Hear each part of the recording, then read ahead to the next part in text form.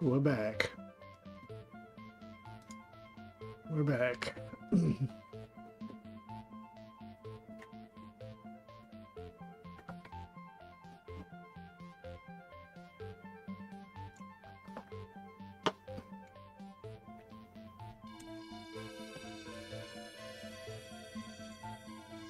Yo, yo, Will G. 36.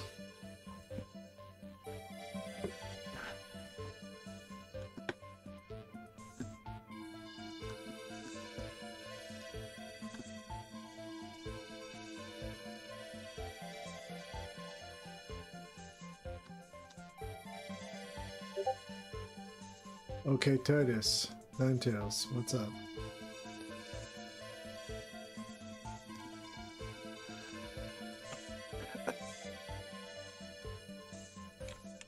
Yeah, I got an upgrade thanks to Sue, aka Bafana, one of my Discord members who is studying animation.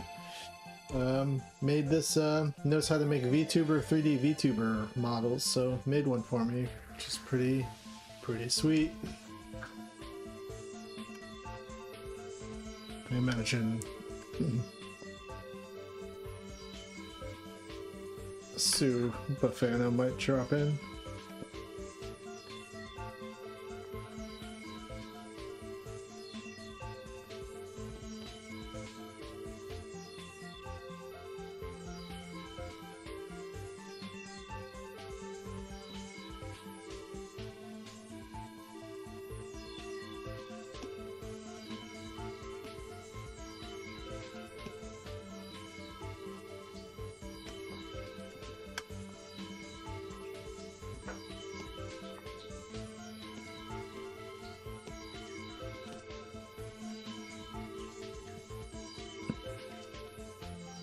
Oh, there's Bafano. You were getting some compliments on your 3D model from Will G. Oh, you watched Hungy on stream earlier? Nice. Did you see the Hungy, what do you call it? That's it. There's nothing else. There's just Hungy. I was talking to my friend Valain today on Discord actually about Hungy. Valain also made a short for Cartoon Network.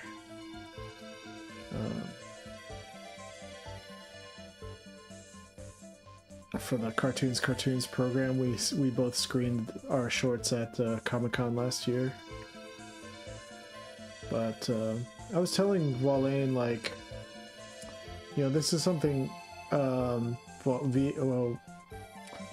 and I talk about. It's like,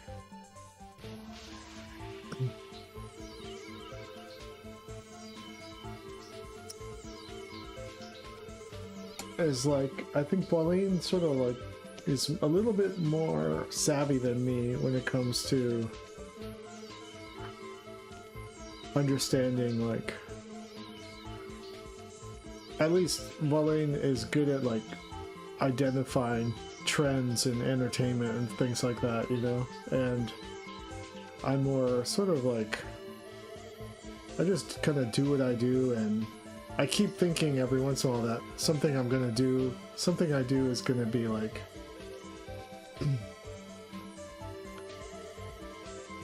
of the moment, cultural moment, but I'm so like, my shit is so fucking like niche, you know. And sometimes I forget that, and sometimes I'm like, yeah, no, this thing I made, Hungy Ghost, this is like my mainstream thing. This is my mainstream thing. And that's what I was trying to do when I made Hungy Ghost. But I don't think I'm like capable. I think I'm just too, you know, in my own lane a little bit. So all I can do is kind of like hope that people in positions of money just like have like a sentimentality about what I'm doing, you know? They're just like, we like it, and that's all that matters. And I'm like, okay, thank you. Because otherwise, I don't know. Like, everything I do is sort of like a freak niche thing, you know? Maybe other people can relate.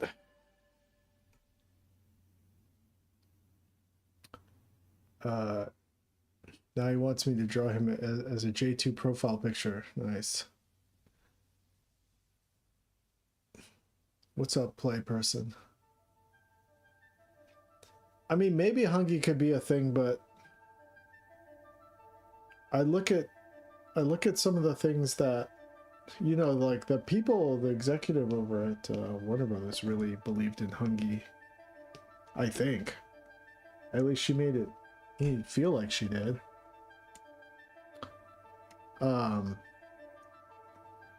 But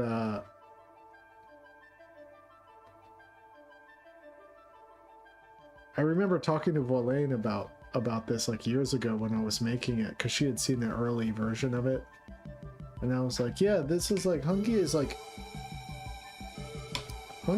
me trying to do something mainstream, you know.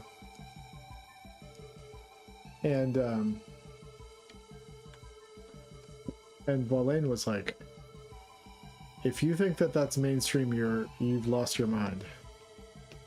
I was like, well, it's not. It's basically Yogi Bear. I like modeled it after Yogi Bear. Actually, people in the comments were like, this feels like Yogi Bear, and I was like, yeah, I was trying to do my version of Yogi Bear. That's like actually how I pitched it.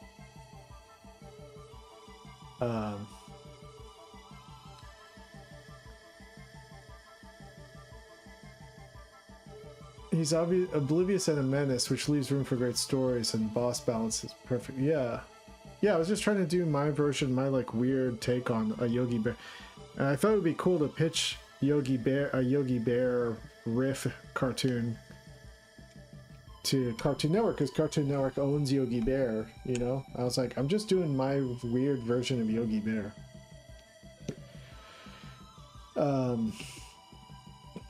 As a way of them saying, like, being able to recognize what I was trying to do, you know? So it has a similar dynamic between Yogi Bear and the Park Ranger, as like Hungy Ghost and John Milton, the garden director.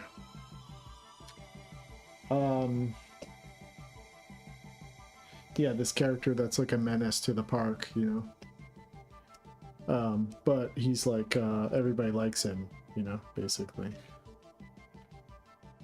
And I also was trying to riff on like old friendship cartoons from the 80s, like Get Along Gang and stuff like that, like where everyone's just trying to like pump Yogi's like self-esteem up. I mean, Hungy.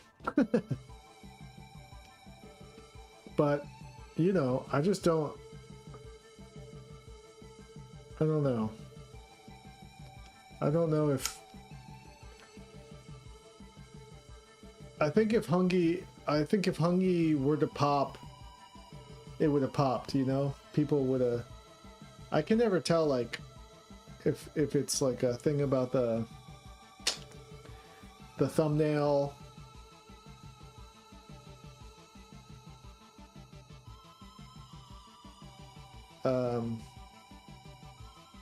or it's just like, you know, it's just like not like the way I draw is like not like comfortable for people or something, or like, you know what I mean, like not as easily recognizable as like a style that people want to watch, unless they're like basically the kind of people that liked really were into Midnight Gospel, you know, which is also like a niche cartoon that had like a really loyal audience. Like my stuff is sort of in between being like childlike and being for adults. I've always kind of struggled with that a little bit. Like, I love the aesthetics of like, or the ability to make stuff look like really like worked on, like in many kids cartoons. But I also like have the sensibility of like some enjoying some sort of like ugliness, which is like inherent to adult cartoons. Um,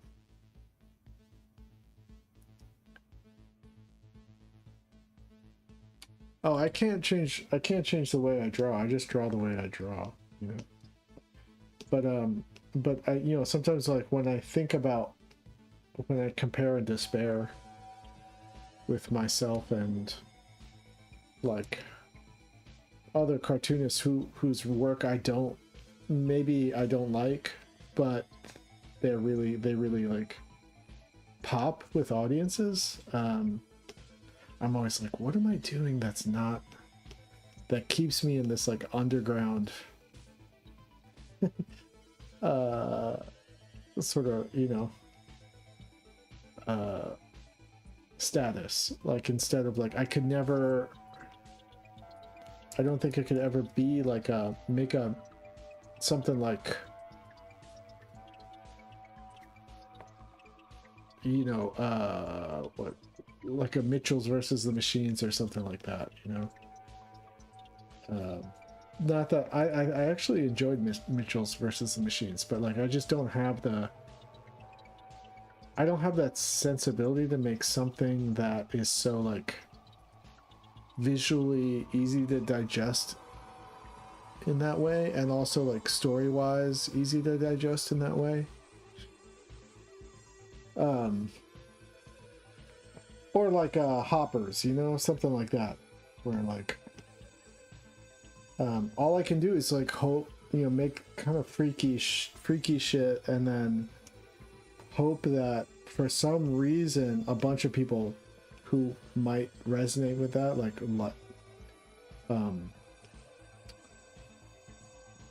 all of a sudden recognize it, you know. But it is a very like democratic thing. Like, overall, I would say, like, I don't think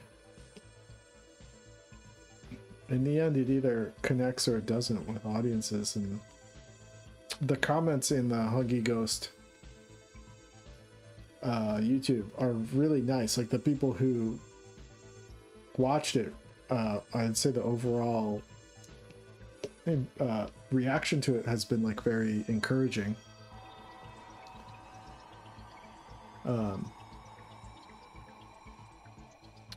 So it's like, yeah, the people I really connect with, but I just don't know if I've got the like that like mainstream like ability to like reach beyond just being like a like outsider sort of, you know what I mean, sort of a weirdo guy that other artists like, but maybe audiences are like, you know what I mean? I don't know, man. I'm just like self-doubting out loud right now. Like,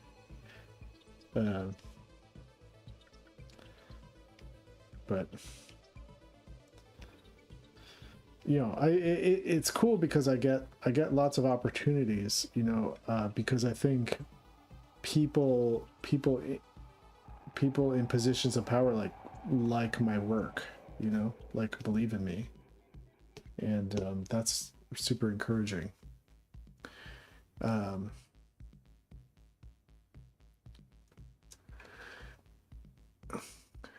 then like I've got this like, you know, small group of people that audience that sort of like keeps track of what I'm up to, you know, like on the Reddit and all that kind of stuff, you know, and you know, or people who have acknowledged things I've worked on, that they liked my contribution to it or whatever,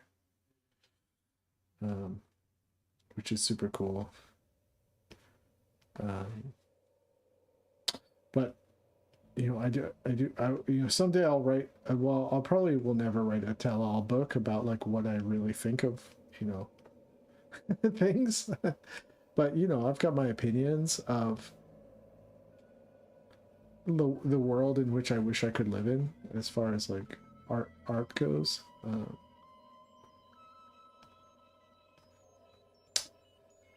Um, I don't know what I'm saying. Anyway, like, you know, it's really awesome. I got to make a short film, like that they gave me the resources to make a pilot, Hunky Ghost pilot. And that panel of people like greenlit it and eventually put it out, you know. That's super, I'm super lucky.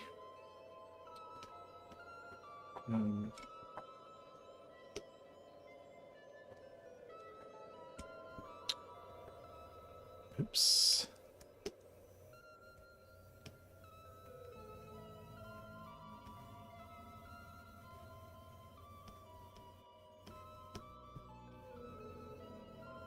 I don't know what I'm trying to say.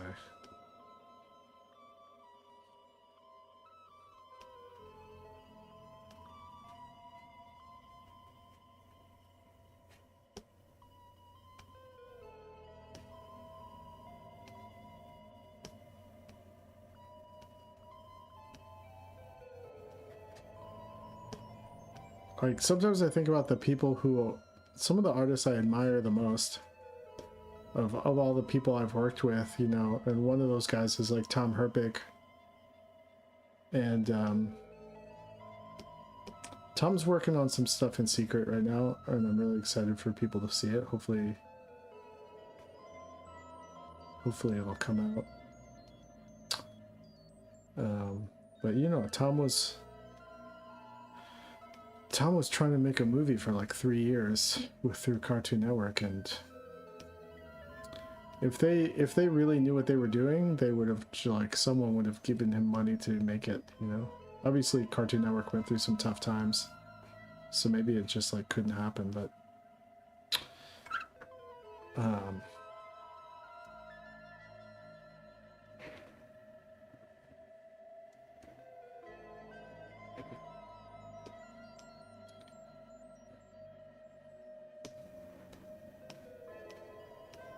I think Tom is one of the like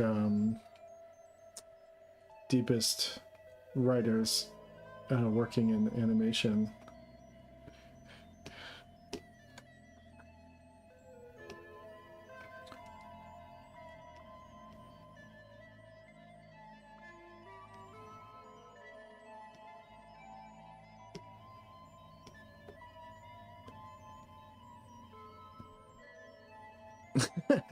Give every artist $1 billion a year to do whatever they want with it. Yeah, 1 billion, that would be pretty good. I think I could do with,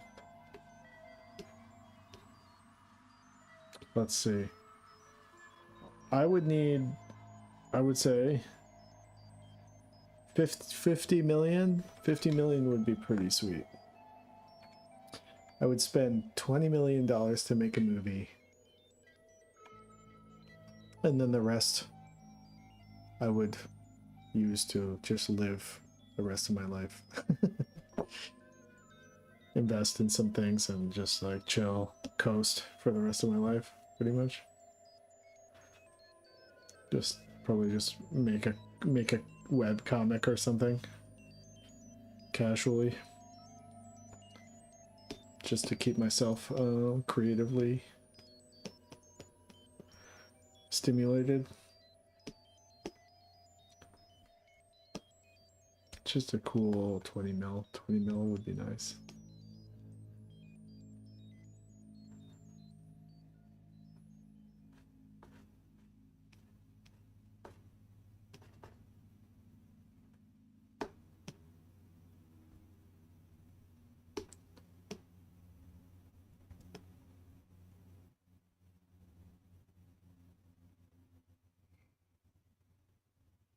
Canada and Australia offer grants for animation. Yeah, there's the Canadian Film Board, right?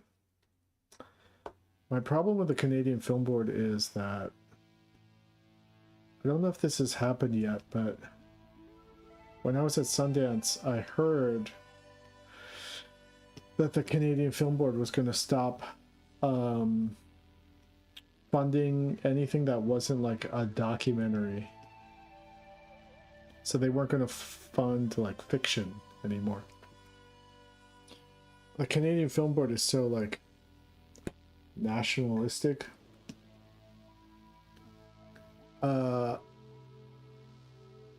Ireland also? Oh, okay. I don't know if that's true or not.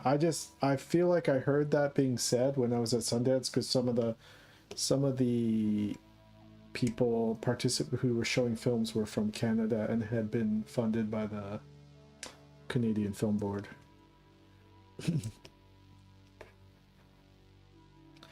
So I don't know what the story is with that, but it seems like their artists are always like fighting the Canadian Film Board to like let them just make art that isn't like politically motivated, you know,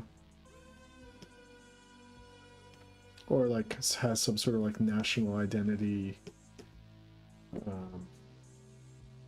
strings attached, you know. It has to be about Canada, blah blah blah.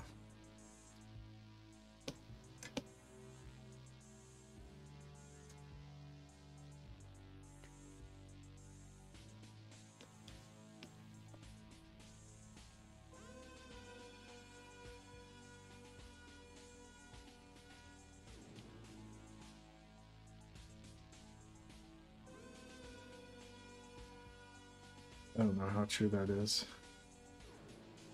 but back in the day, you could make films like Untalkative Bunny and stuff like that, just like cool animation in Canada. It was like funded by the film board.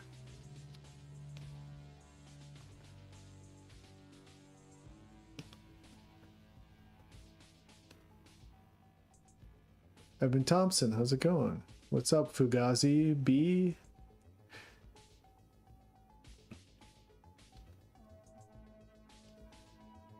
Yeah, see, I mean, you're in Canada, so you would know. I mean, your professor would know better than me. I might be saying like some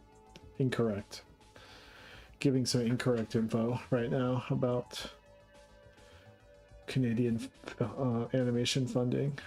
But I watched a whole thing. Like, I remember I watched a bunch of Canadian YouTubers, animation YouTubers, like like in court arguing with the government about fighting like the sort of they wanted to like they wanted to make it so that Canadians could only watch YouTube. They would have like a YouTube channel for Canada that would only be about stuff having to do with Canada or some shit. It was fucking insane. I remember it was that guy, that animator or YouTube animator Umami was there, like arguing with the government about like over-regulating art.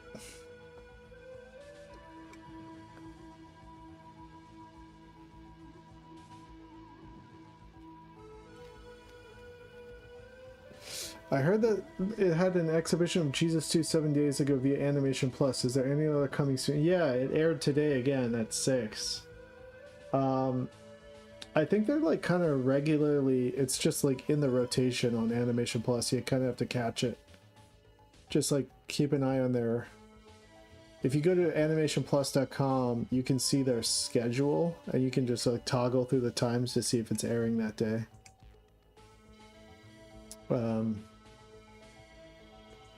Yeah, Animation Plus has like exclusive streaming rights to Jesus 2's pilot for the next 3 months.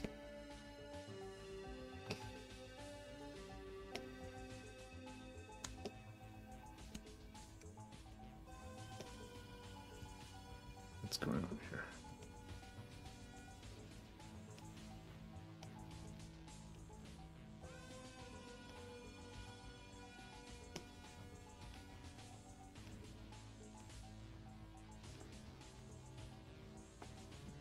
I think after that I will put it back up on YouTube and on Vimeo.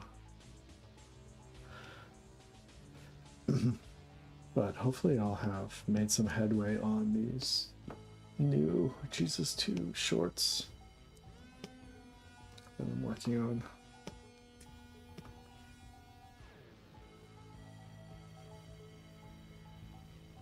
Going as fast as I can.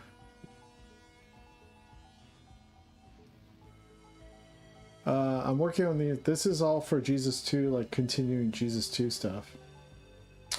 So I'm making two 1-minute Jesus 2 shorts, or they're more like a minute and a half. Jesus 2 shorts, and then a teaser trailer for a potential Jesus 2 pilot, and then a channel ID bumper that features Jesus 2 characters for Animation Plus. That's what I'm doing. And I cast the role of Monday the other day. I sent them an email today saying if they want it, they can have the role.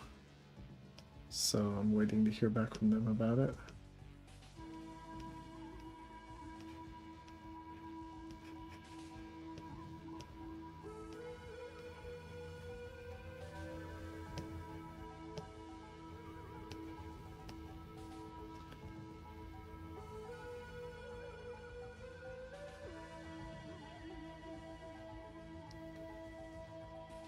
Six Pacific Standard Time, California time. But if you just go to animationplus.com, you can I think the time zones adjust for wherever you are in the world. So it'll tell you.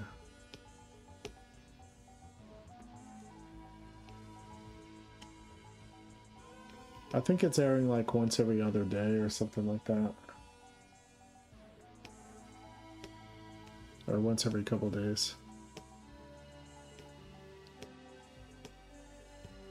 Maybe.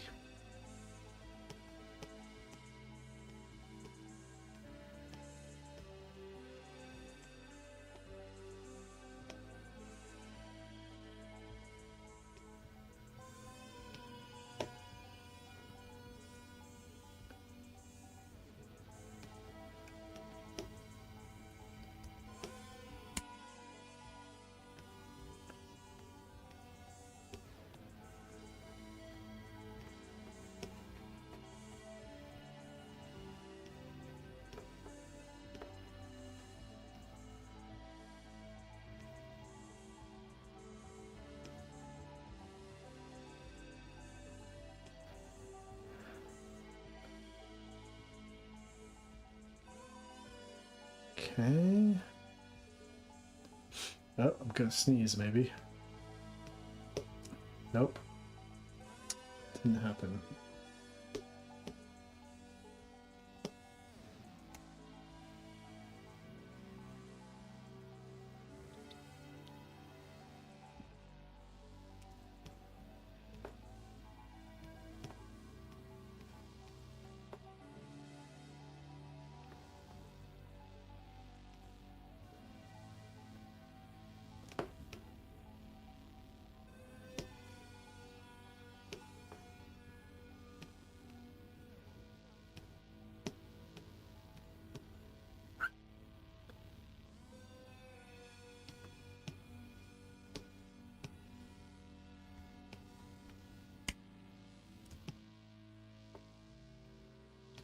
I was watching there's this YouTuber, he's an older guy who's like a ex-TV executive, and he has a YouTube channel called Surviving Animation. And he just talks about like his ideas about the changing animation industry and how to like survive, I guess that's the name of the channel. And he was talking about making stuff for Instagram and YouTube and all that kind of stuff, and he kind of brought up this thing that I've been thinking about maybe I talked about this last time I was streaming, but about trying to build characters within the space of TikTok and YouTube and Instagram Reels and things like that. All this like short form, YouTube stories and stuff like that. And how the stuff that really pops is usually like kind of topical, has something to do with something like people recognize. It's almost like stand-up comedy where it's like people recognize they're like, oh, I do that or something, instead of being like invested in, it's more like Sunday comic strips or something like that, where it's more like a thing people recognize and can relate to, and then they would like, share that with their friends or whatever, and that's how that stuff kind of goes viral or whatever. But it's not really like, usually not long-term investment, character-driven kind of stuff. And the character-driven stuff is like almost an old model of television, and requires more patience from the audience. And like today I shared a video with my brother that's just a YouTube short of a girl who, it's not animated, it was like a girl who she works at Domino's and she found a dying bee and she fed it honey, and then the bee's just been hanging around on her hat for 2 days. And it's a cool, interesting, little snippet of life. And you're like, oh, that's cool. Like, I wish I had a bee that hung out with me for 2 days.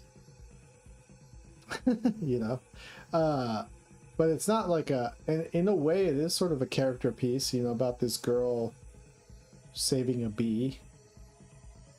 But we don't have investment in this girl at all. Like, she's not like a reoccurring character named the honeykeeper or something, the beekeeper. It's just like a one-off novelty of like humanity or something.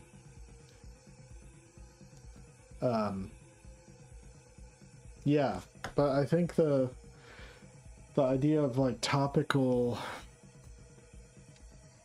I don't know what to say about it. Like,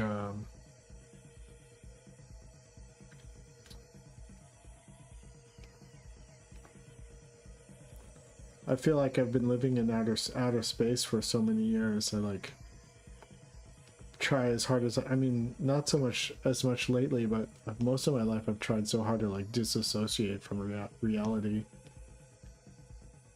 as a means of survival. And especially in my art, I'm like just trying to tackle like bigger ideas and stuff than sort of like everyday sort of relatable topical stuff.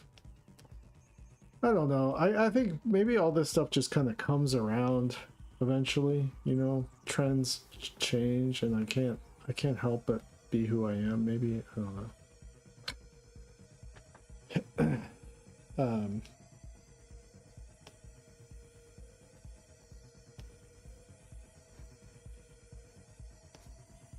We're definitely in a time period now where it's really, really like maybe impossible to, and maybe irresponsible to try to escape reality, no matter how ugly it is. Just like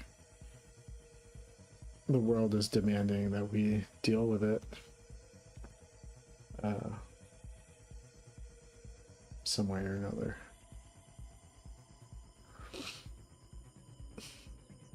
I don't even know what that looks like, really.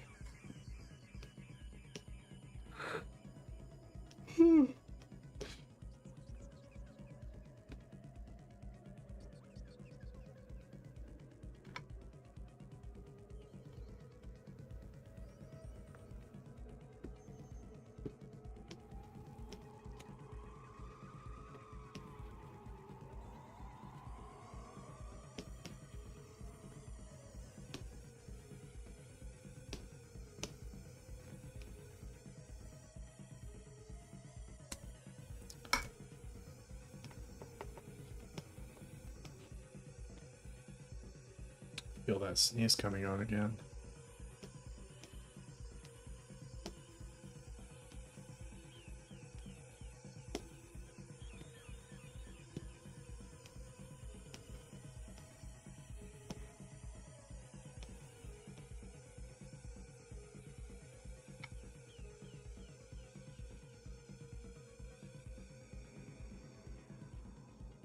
I don't know. I mean, I really hope things. I don't even know what normal is anymore. I feel like my whole reality's been completely looking permanent. Like it's like I'll never be the same kind of thing, you know.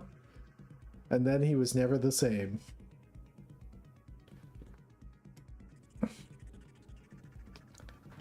Like there's like I can't unsee what I've seen, you know. I think the whole world kind of feels like you can't unsee the veil's been lifted, you know. I was talking to my brother about this, you know, when we were younger. There was sort of like a blissful ignorance about this kind of stuff. You know, we had political views. We were like, oh, we should protest the invasion of Iraq, you know, and stuff like that.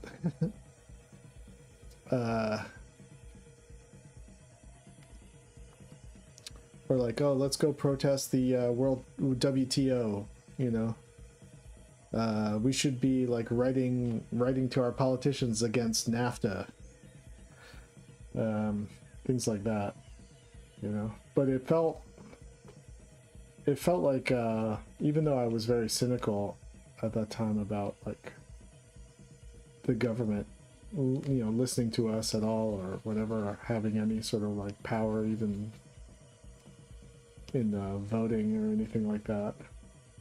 But there was sort of like a simplicity to it, or like you know, you're like, okay, politicians are corrupt. You know,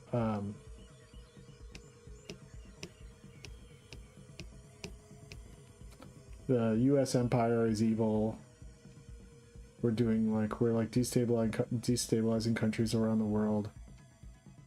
Like, what do we do how do we stop? I mean, how do we vote for a president that won't like keep contributing to like the empire and all that kind of stuff? And then in the past whatever 5 years now, you're just like, oh,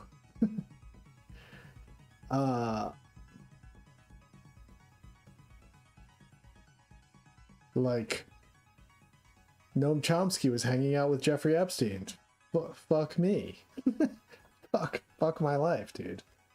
You know? Noam Chomsky was hanging out with Steve Bannon.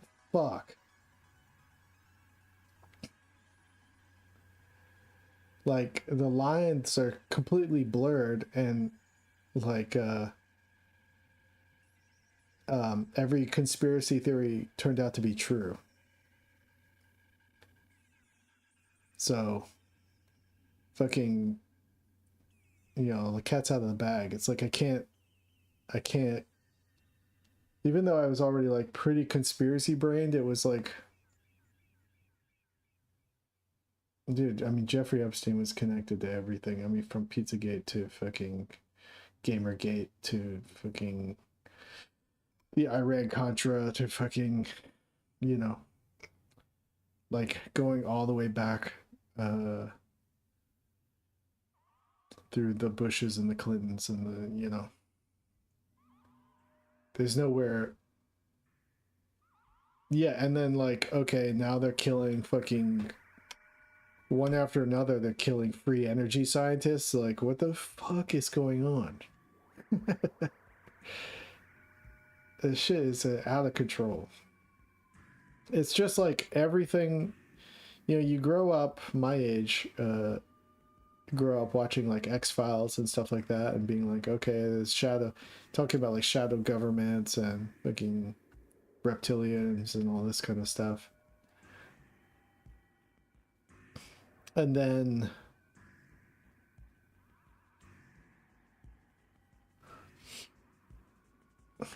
and then conspiratorial thinking is like co-opted by the right, and then it turns out that that was a plan devised by Steve Bannon to distract from actually like what was happening. which might be like ball worship cannibalism, like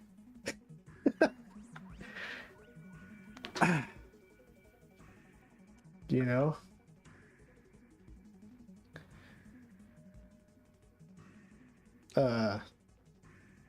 Just like nothing is off the table now. A reality is a horror movie. You know, and you think that like the society has like sort of moved on from the horrors, the really crazy like medieval horrors. And we haven't. We're like the same. We're the same as we were morally. The people in power are the same morally, the same as like what existed in at the times of like Caligula.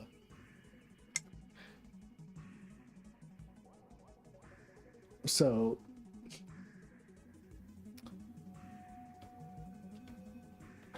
except just the technology's better.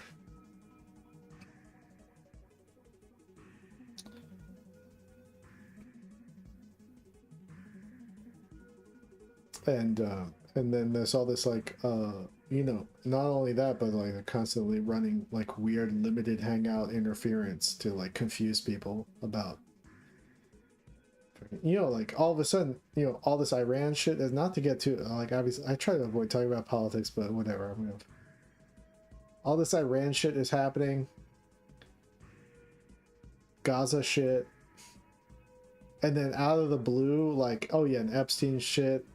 And then out of the blue, Trump is like, hey, I'm gonna reveal everything about aliens. You know? And I'm like, what is this? It's you know, it's like what do you call it? Hypernormalization, like cracked to 1000. Just like keep confusing us with like partial truth shit until we've just given up on reality, completely given up on reality.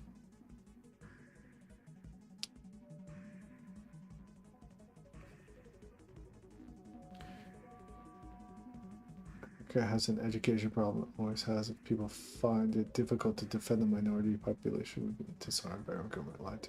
Yeah, it's like lie within truth, within partial truth.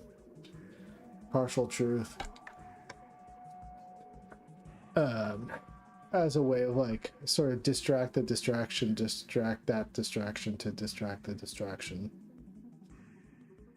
And then once you get to the end of that, or like the tail end of that, you're like, I don't know what's up or down anymore.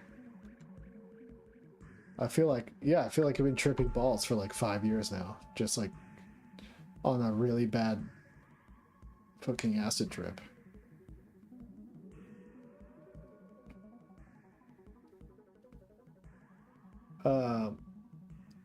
With the alien thing, yeah, we're total post-truth. Like, it's just like, what do you call it? Consensus reality that's been like fragmented into a bunch of different cultures. Yeah, the alien thing, like I'm starting to think that the alien thing is, I mean, where I'm leaning towards is like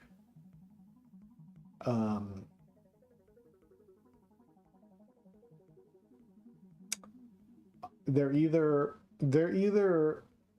time traveling transhuman elites that have like lost their souls and are trying to abduct the past or something, or like trying to like fucking steal the souls of people in the current day. Or they could be some sort of like amalgamation of like demon, some sort of like fairy folk demon. Like, dude, I don't know. I'm leaning towards the time traveling transhuman elite.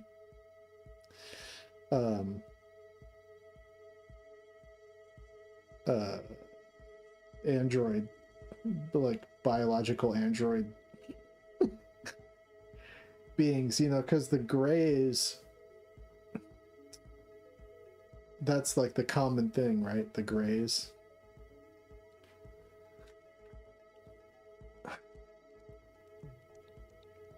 They're like humanoid.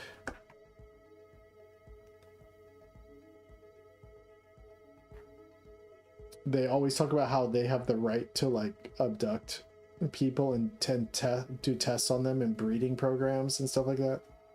And they always are abducting like fucking people in the woods, like in the countryside, and they're telling them, hey, they're like giving them warnings about like nuclear power and stuff, and they're not abducting actually like world leaders and shit. They're abducting people with no power and then spreading this message of like peace and shit. So the alien thing, the Greys thing, is some sort of weird fucking,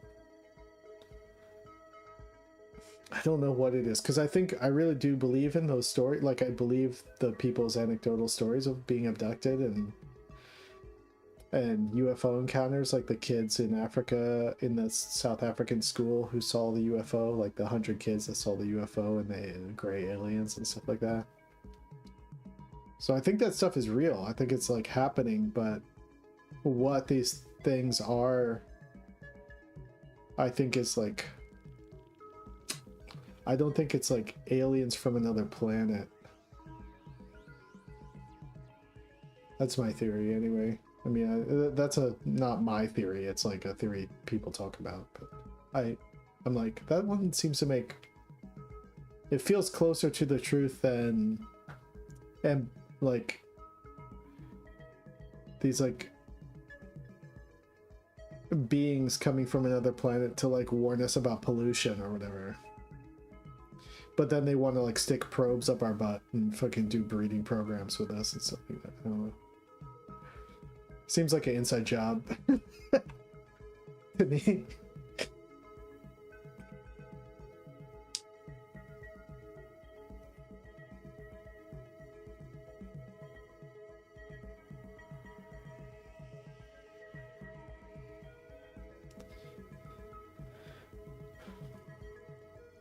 I wish the aliens, I really like, in my heart, like I'm like, hey man, I wish some like super advanced alien race would just come put the smackdown on world conflict, you know, and just be like, you guys need to chill.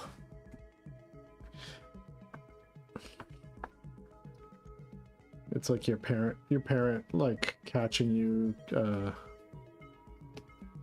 fist fighting with your sibling or something, you know.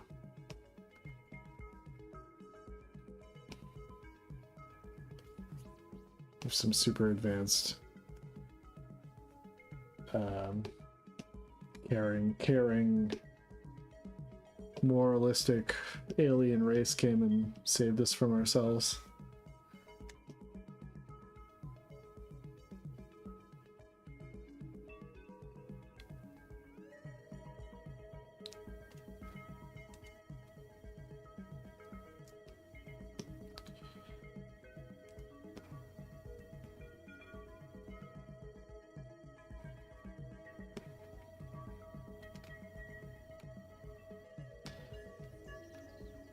Like at this point, like I don't care. I kind of don't even care like who becomes president. If it's like some, you know, whatever fucking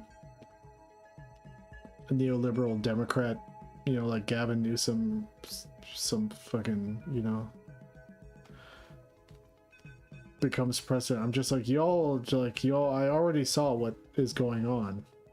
until until that is like completely eradicated, like I just don't like y'all need to we need, like, this needs to be like fully addressed. It can't just be like, oh, we got the fucking evil guys like out of office now. We can all just go back to 2010, you know.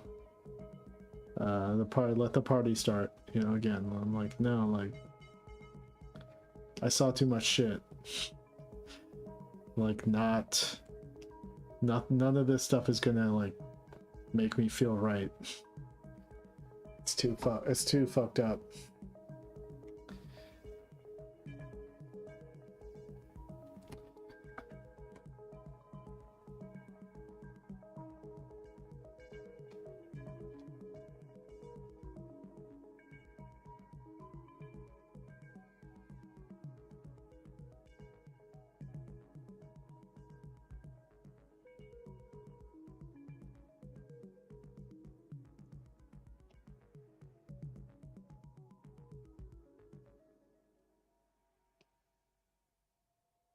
I don't know how I got started talking about that.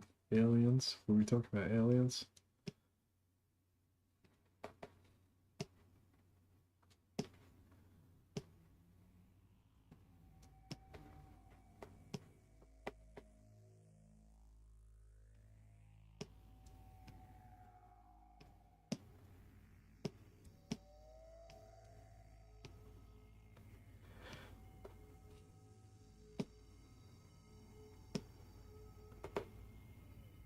Maybe I could try getting into doing some remote viewing.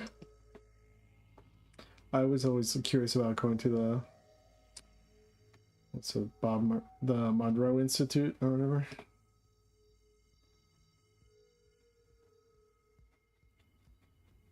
Just talking to some space council and fucking on the astral plane or whatever.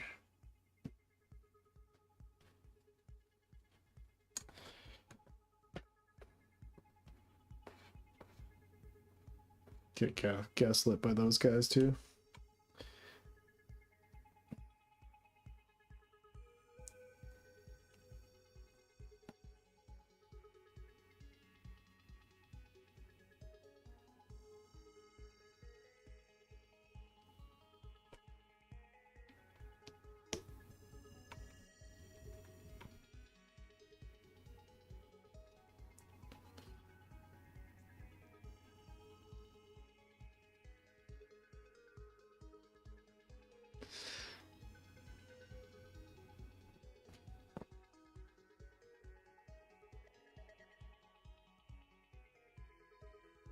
Yeah, it's really hard to know like what it feels like the time where I should be making a decision about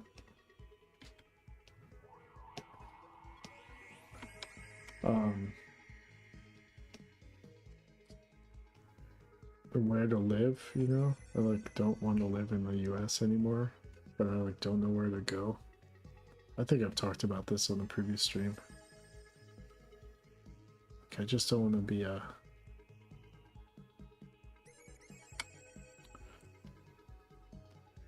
contributing taxes to a like a fucking insano war machine.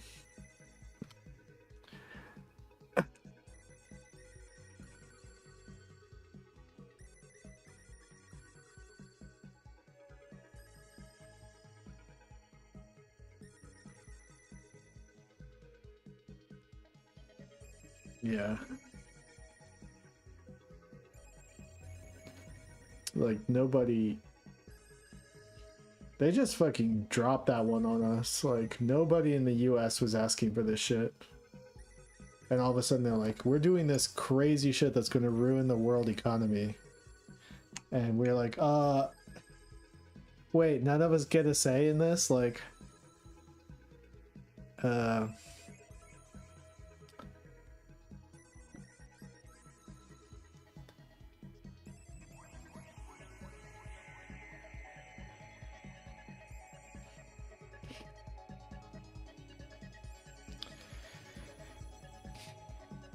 Yeah, it's fucking insane.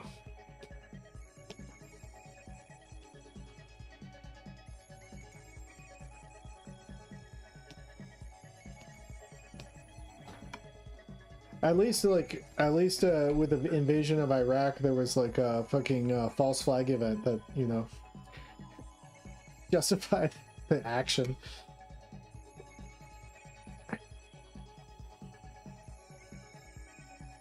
Sort of. At least in the abstract, anyway.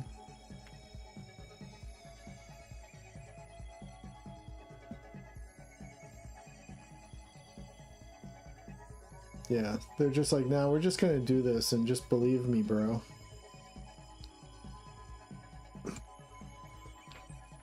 Believe me, bro, this country that none of you have been thinking about is like a major threat.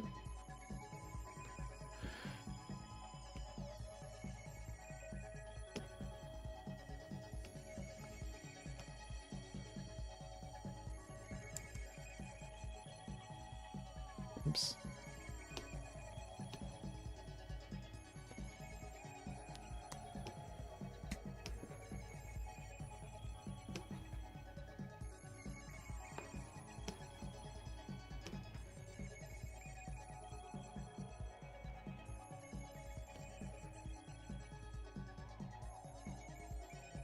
What's up, playlist person?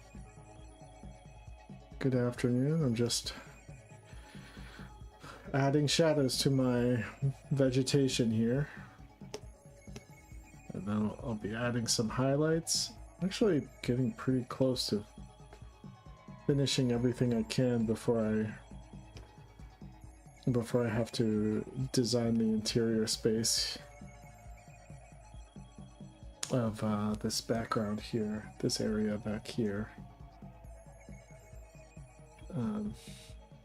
Because I need to figure that out.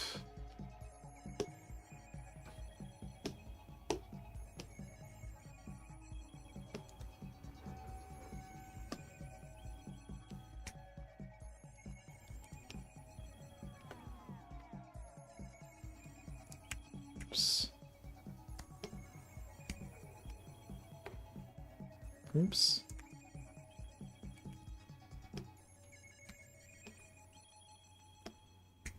Oh, it's going to save my work. Save it.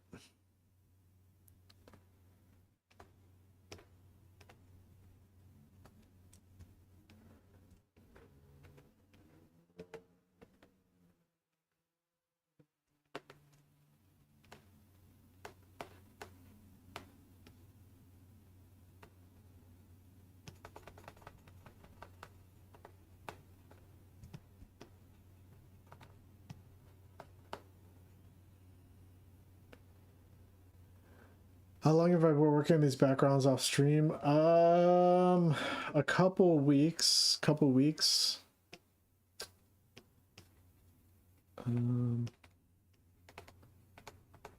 Yeah.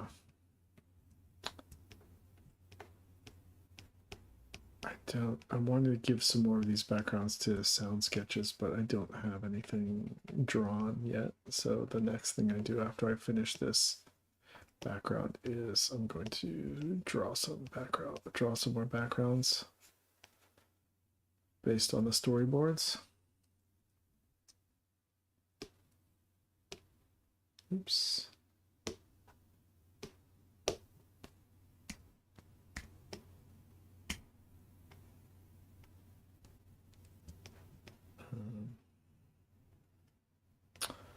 But not too many left, like seven backgrounds left to do.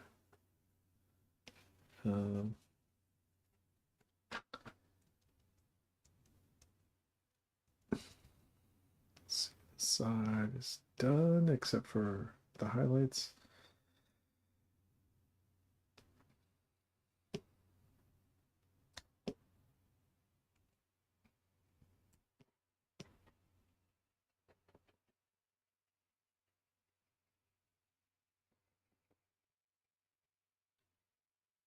And go.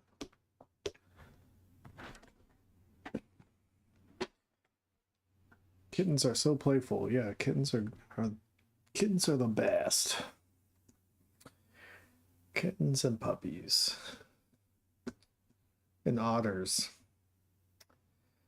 Let's see what we got here.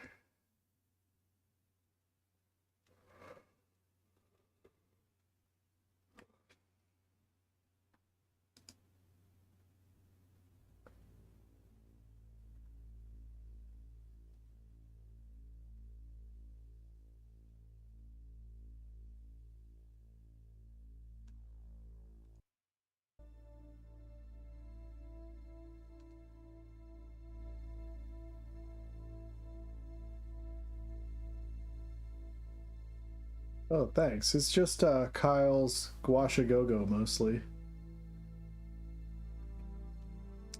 Have I scanned anything and turned it into a digital brush? No, I've never tried that.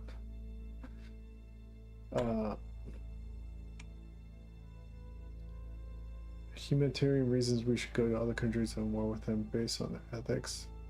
As humanity becomes more globalized, that if children are being harmed, women's rights aren't being respected. That's right. I think, you know what, I don't know. I mean, like, honestly, like, I mean, the world is obviously like a really chaotic and brutal place still.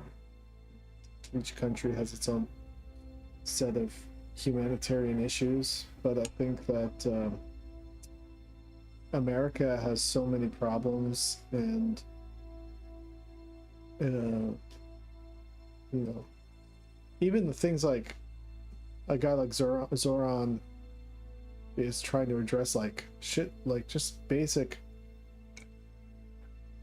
living things, like cheaper groceries and fucking, you know, healthcare and childcare and things like that, like things that Americans, like many Americans, don't have access to. I think it should be the #1 priority of like our government, and then once we've stabilized as a country to take care of our citizens, people living in this country, then maybe then we could like worry about fucking human rights shit going on in the rest of the world. But our own human rights are like fucking dysfunctional. You know, like the prisons for profit and all this kind of stuff. Basically, we have like slave labor existing in our own country. You know, things like that. Fucking need to get sorted out if we want to like actually be a first world country. Like, we want to be an example that like the American project is like real or whatever.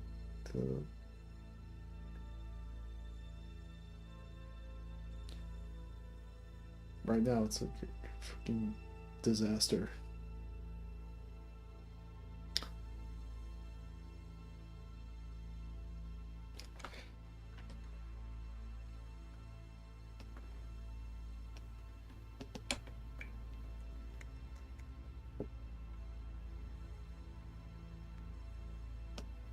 Yeah, it's like a whole and it's like a booming industry, you know, prison, the for-profit prison system.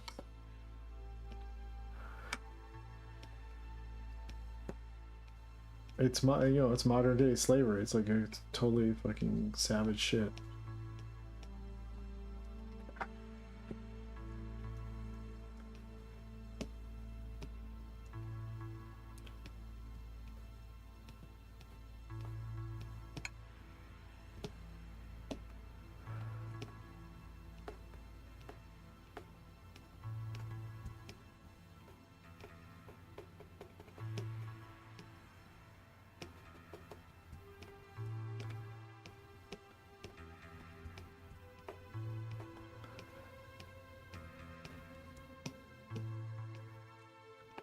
There was that judge who was like, I don't know how it was, just 10 years ago, he got busted for like intentionally sending kids to prison, so that because he was getting like a percentage of profits from the prison. Just insane. Like, he sent hundreds of kids to prison so that he could make money off of it.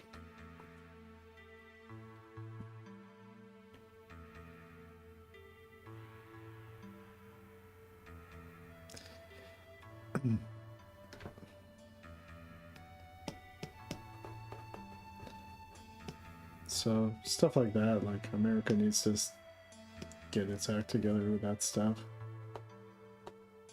But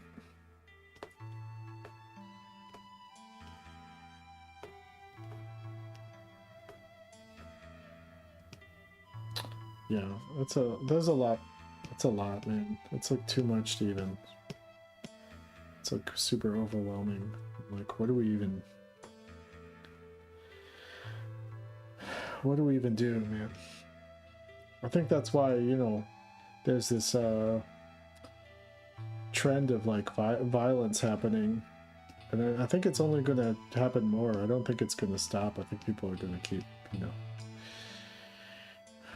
fucking playing Luigi's Mansion, if you know what I'm saying.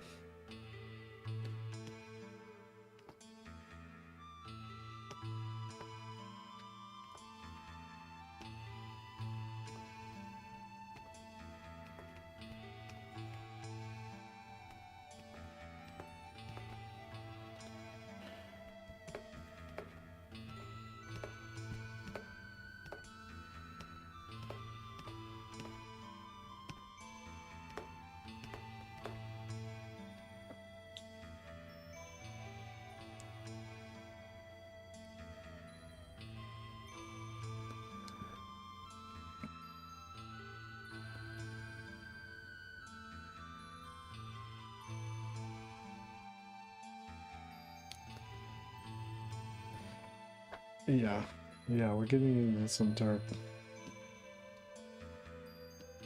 shit. I don't know, man.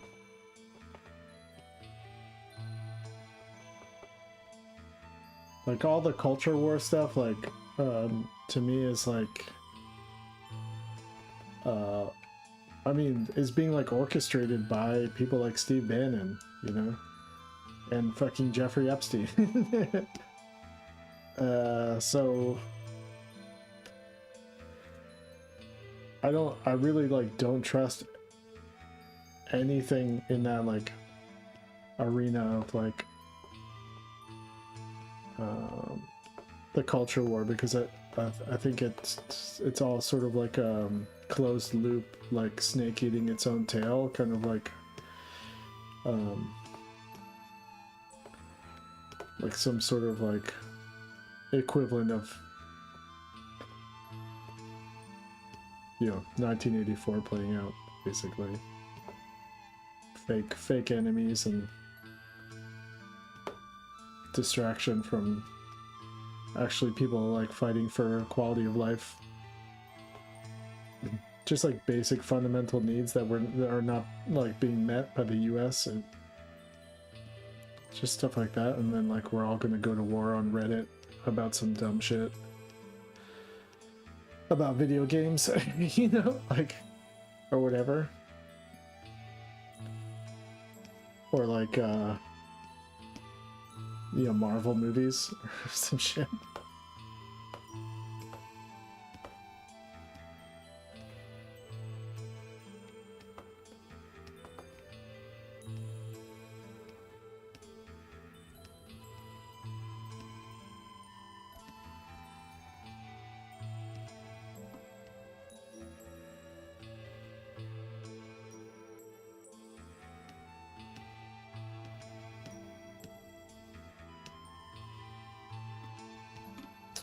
And meanwhile, like, your insurance company might not cover you if you get cancer, you know?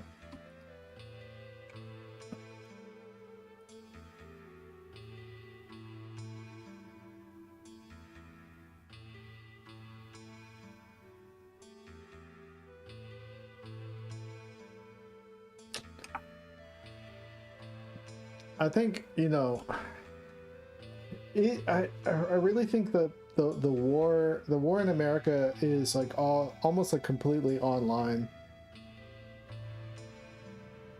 Um, I don't I like I don't think you would have to worry about actually coming here. You know, I think if you, especially if you go to a place like a coast, you know, East Coast or whatever, like cities, you know, New York and Philadelphia and LA and stuff like that or whatever.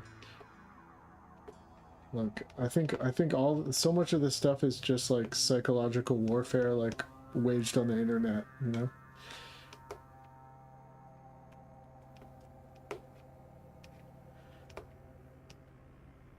I mean, there are like truly like fucking psychotic people. Um,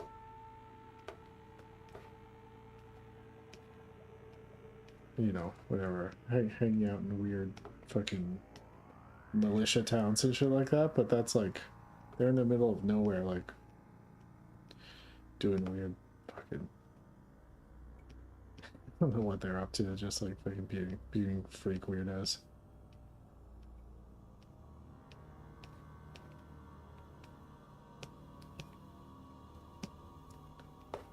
But it's not like I run into any of those people. The weirdest interaction I ever had with someone like weird sort of like Civil War type shit was like, I was because my parents live in Virginia, and I was like trying to stay busy while I was visiting them, and so I went to and visited a jiu-jitsu gym in Virginia.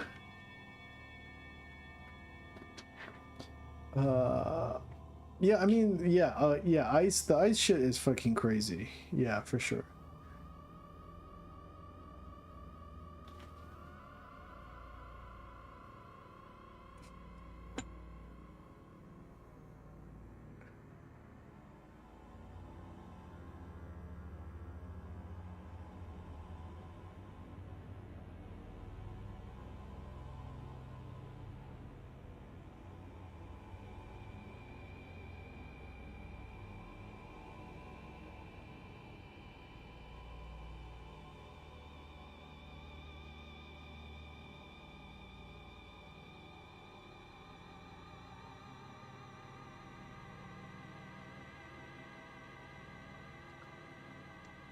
Yeah, the difference between high school, middle school, high school, and college education is like pretty broad in America.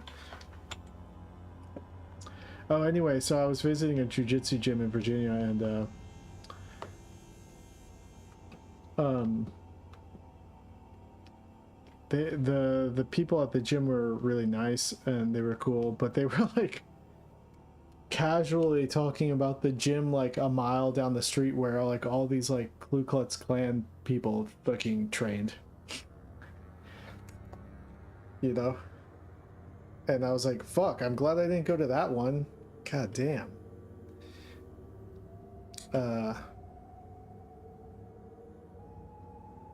I just don't think you have to worry. I think the like fear of America is like it's like any place. Like if you live there, you know what's up, and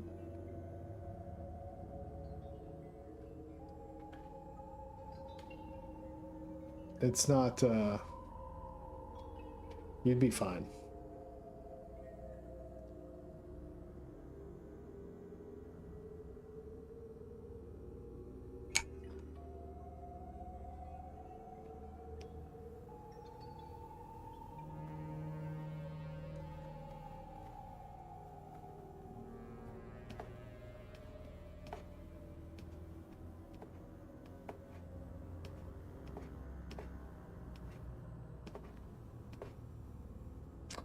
Yeah, I remember the guy like talking about it to me. He was like, "Yeah, I'm not down with those guys," and I'm like, "Good. Well, that's good to know."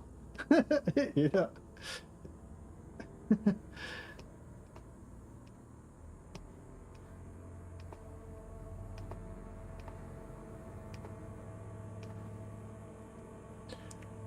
Um, yeah, it was a total culture shock a little bit. My parents live sort of in the middle of like MAGA country, like Confederate flags everywhere kind of stuff.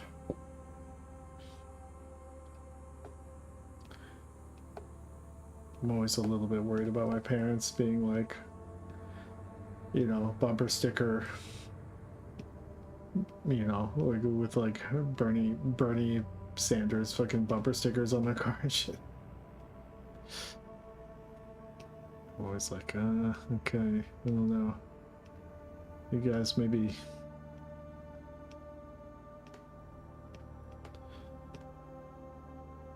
keep it on the DL maybe.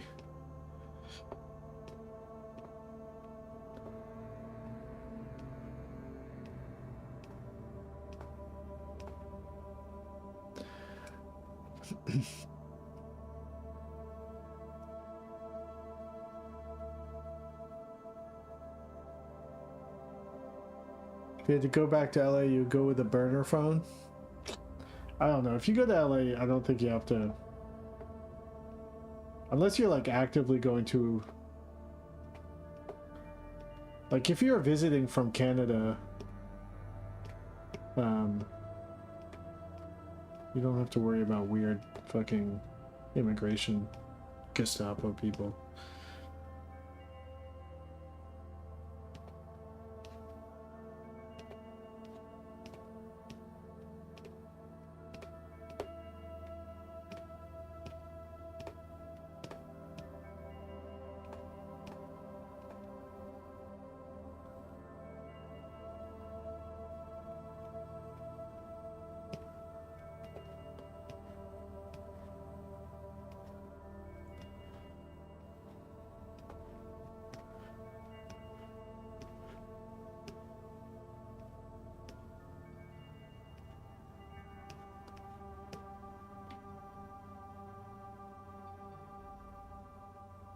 Do they check Donald Trump's social media hate? I don't think so. I mean, who isn't talking shit on Donald Trump on social media?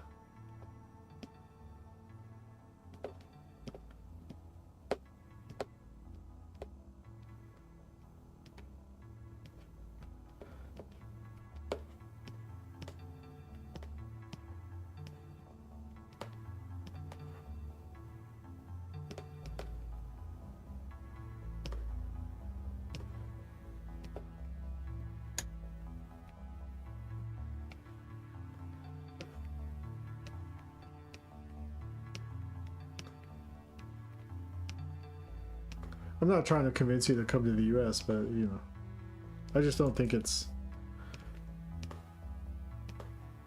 Actually, I don't know what the airline's situation is. I haven't gone to an airport in months now, so I haven't, like, been witness to the fucking fiasco going on at the airports. So that could be a whole, like, I don't want to fucking travel right now. I'm just like, let me know when that shit is over. Then I'll fucking get on a plane.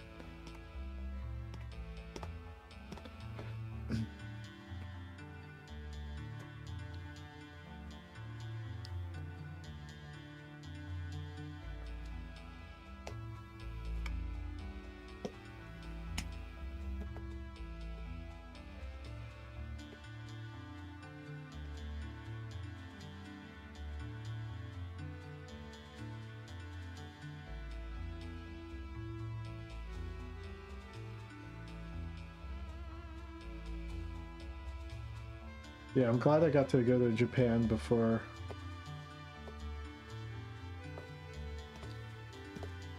all this TSA shit popped off.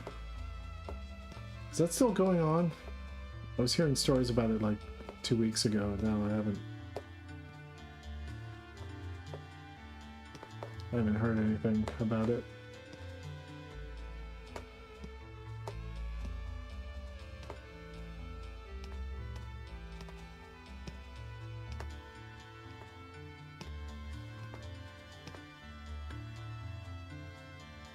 It is. It's still going on.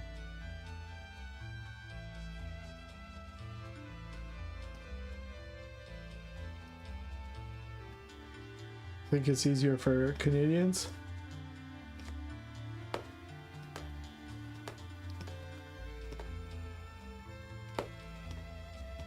I wish I could have visited Hong Kong in the 80s. That would have been sick.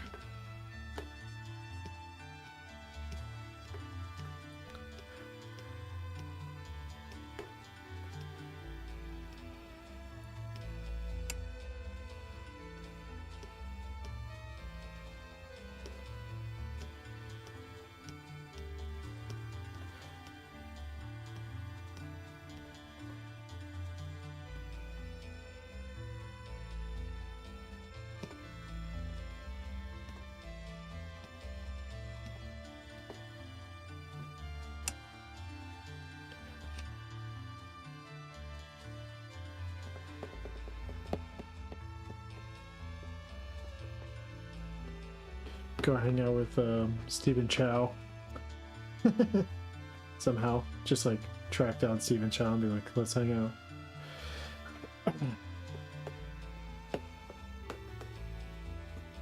I heard he's making a sequel to Kung Fu Hustle.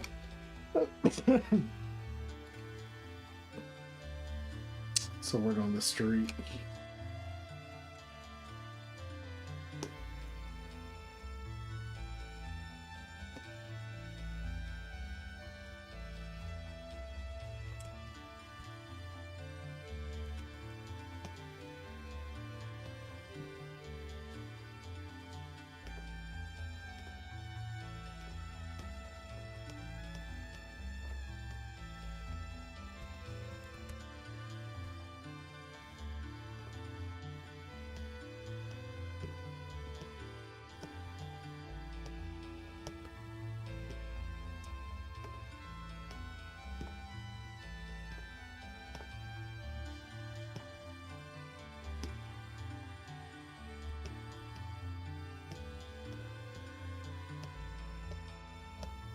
I'm like hallucinating the smell of spaghetti right now for some reason. Unless like my neighbor is cooking spaghetti. I can smell like pasta sauce. It smells fucking making my mouth water.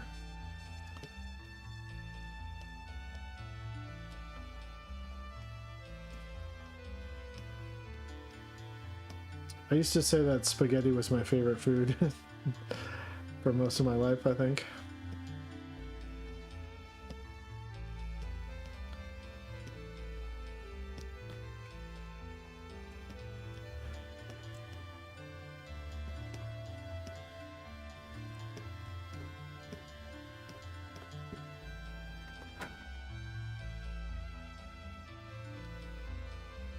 What is the European nation's solutions to AI art?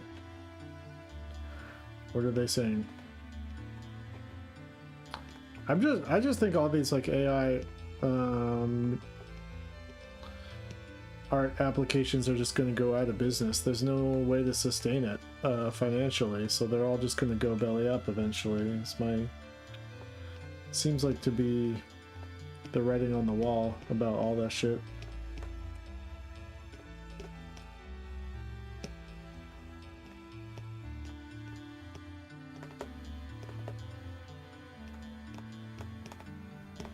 Like, in 5 years, I don't know if we'll even need a solution to the AI problem.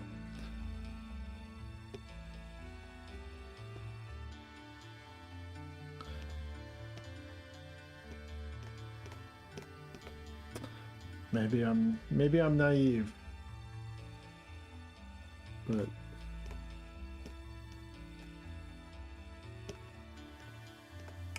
if Sora can't stay in business, what are the chances that all the other companies are going to stay in business, you know?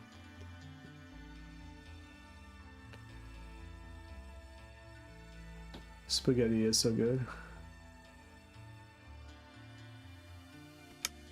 I wish I could have visited NYC in the 90s, just from the videos I've seen, just want to feel the vibe, or Hollywood in the early 2000s, since I was obsessed with Hollywood Center movies as a kid.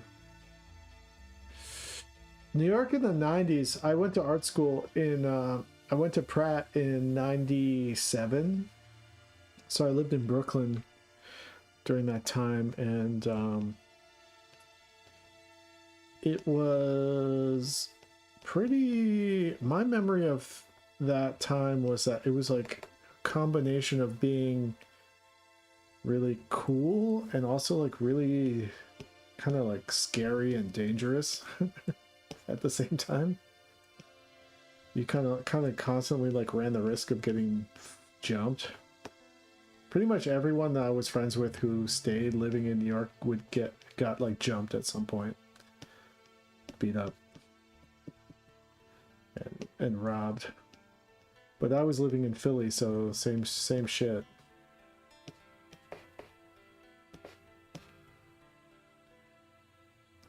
But you know, New York was. I mean, there were. You know, it's like there was a reason why everyone wanted to live there because it was cool. Also, that's the risk you run being in a cool, cool place. I guess is that you might get your ass kicked.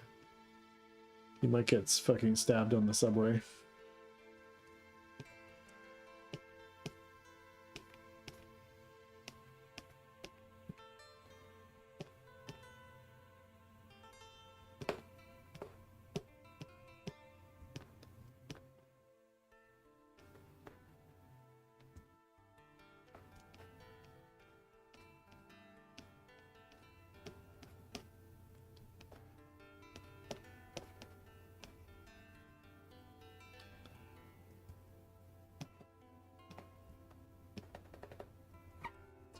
But it was definitely cool. I mean, I'm sure it's still, people still love New York. I don't know. To me, New York now feels like a sardine can to me. Like I wouldn't, I'm gonna go there in October, I think, but to on my book tour or whatever.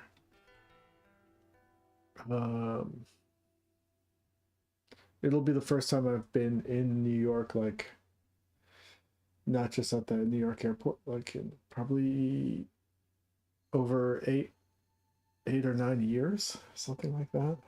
I just don't. New York to me is like,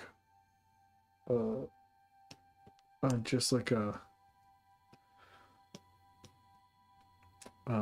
yeah, it's like a big smelly sardine can with like cool stuff in it. Good food. But it's like the people there all have like, what's that, hostage syndrome when you like identify with your captor too much? Stockholm syndrome.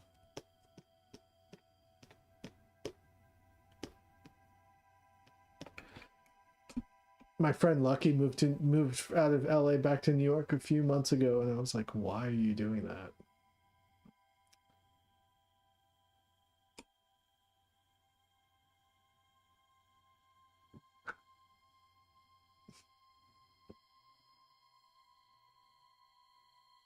I think some people are petitioning with prototypes for apps to prevent training data on an artist without consent. That I think would work with any art sharing site or art apps.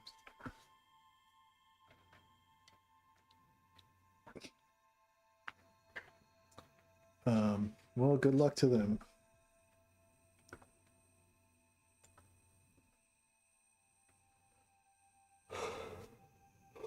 Not so much. I don't know, man. I'm like not so much concerned about the AI data scraping because everything that comes out that I see is just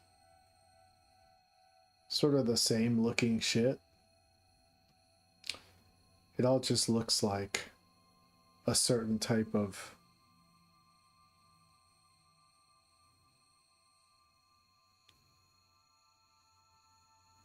illustrative quality that's like the median of all illustrators or something.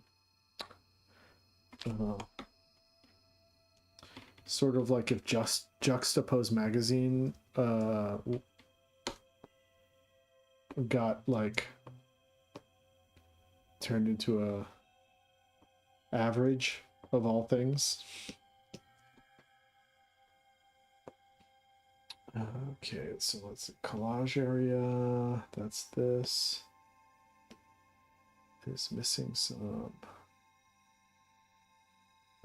highlights.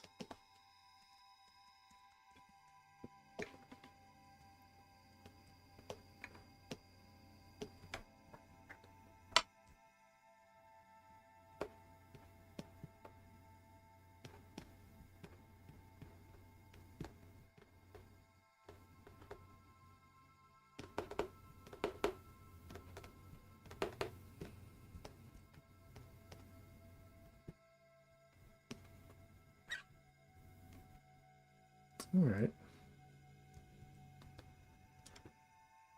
Save my work. So, if all goes well, I want to attend this year. Oh, wish you could come to TCAF, but traveling to Canada is too much of a hassle with comics. There is a world in which I do go to, I might go to Montreal to the Drawn and Quarterly store. Maybe. I'm talking to my publisher about this whole thing, like my book tour and stuff. I was just talking to them today, so none of the stuff is like lined up really. Yeah, TCAF happens before my book comes out, so I can't go to TCAF.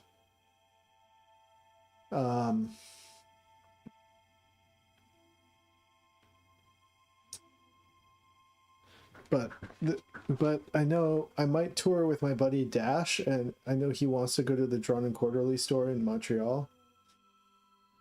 So we might do a book release there.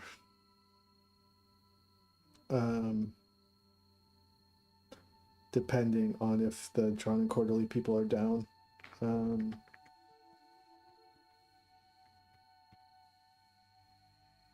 I think AI looks good if you aren't an artist, but more and more people would like to make a living on the internet, so AI regulations will come out. So yeah, I'm working on a commercial right now, and all the company just sends me, they'll be like, we want it to look more like this, and they'll send me AI like examples of what they're thinking, you know, because they can't draw, and then I have to like negotiate their complete lack of understanding about art with them and be like, hey, the stuff you sent me goes against all of your notes that you've been giving me. You just think it looks cool and you don't know what you're talking about when you talk about art. And I have to say it in a polite way, you know. But people who don't make art a lot of times like don't even know how to talk about or analyze or like break down like the understanding of like what they want. It's very like intuitive, you know. They just like something or they don't. So it's always difficult to talk to a client who doesn't, they themselves like don't draw. But that's the challenge, you know. And now they've got these AI tools so they can just like generate some shit they think looks cool.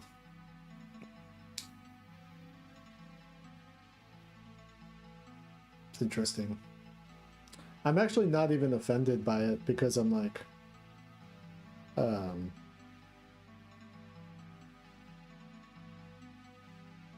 well, you're still paying me to make this, you know? So it's like a way for them to visualize something they don't have the ability to, but they're still handing it off to someone, a human, you know, to make something. And I don't really like, I just take the AI prompts that they give me as a general, like, uneducated guess as to what they think they want. That's sort of how I perceive it, anyway.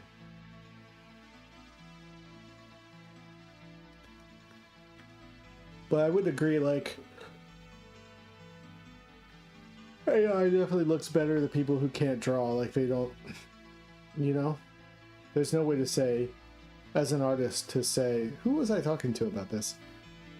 It's impossible to say to someone who doesn't, they themselves, like, aren't an artist, to say, this shit looks like shit, and have them understand what you're talking about.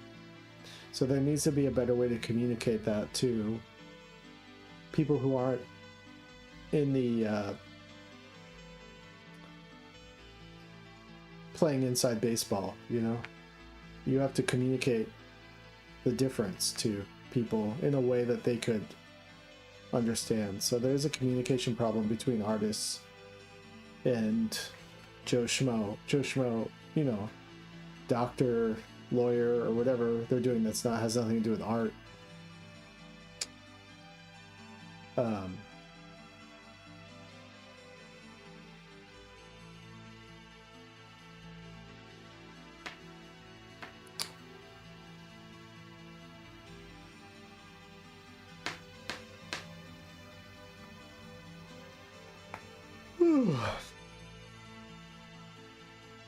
I'm still sipping on a Celsius and it's 10:30 at night. That's probably a bad idea.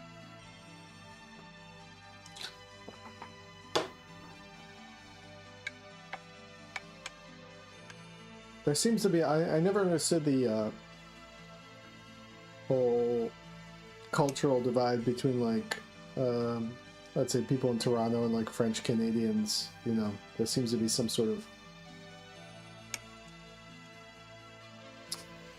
like cattiness between the two.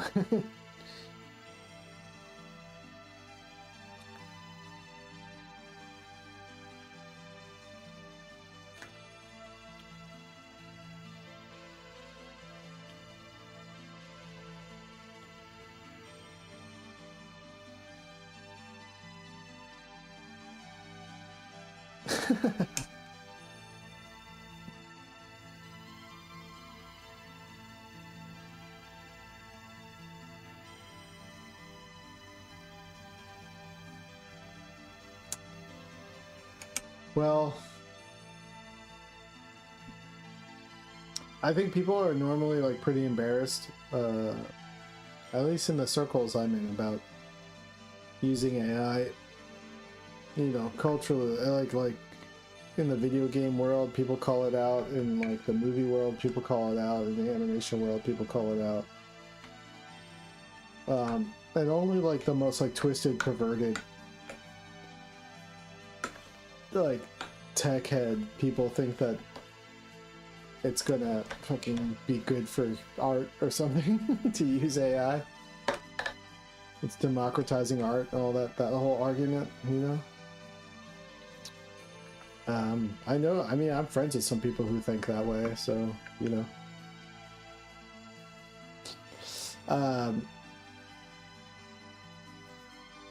It is what it is, you know. All you can do is sort of like prove it in the pudding, you know. You just have to. I'm not into shaming people. I'm not into.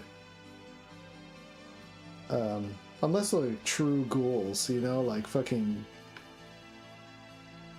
You know, eating kids or whatever.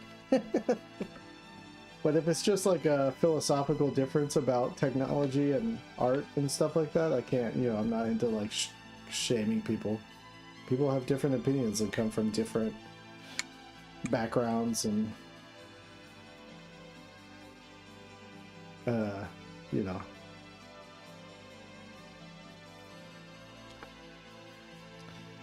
Yeah, the culture war was like freaking, to me that the entire culture war was like,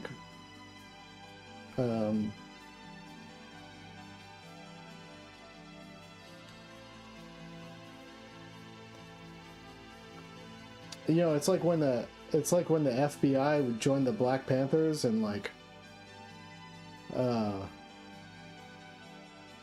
instigated freaking like, you know, violent like bomb attacks and shit or whatever. It's like all like some inside job psyop shit going on. Or not the FBI, the CIA infiltrated like leftist radical groups to get them to like do violent shit.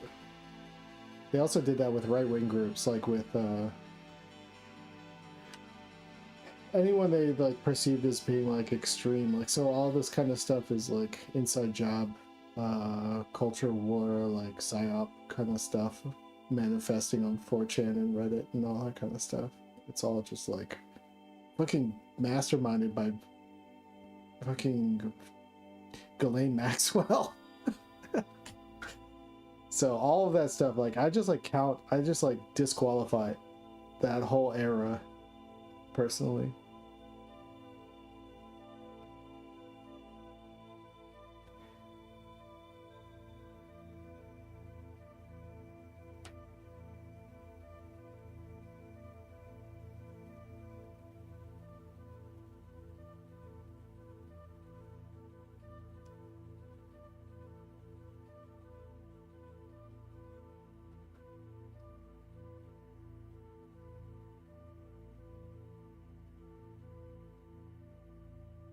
I mean, I just think, you know, the power of the internet to like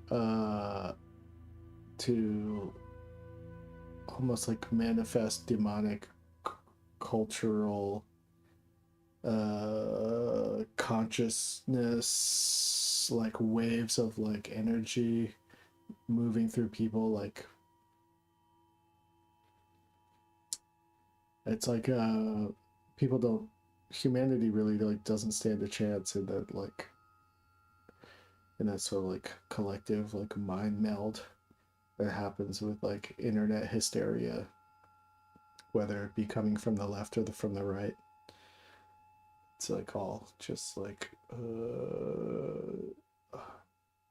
energy collecting hysterical fucking psychological warfare being orchestrated by really, really fucking twisted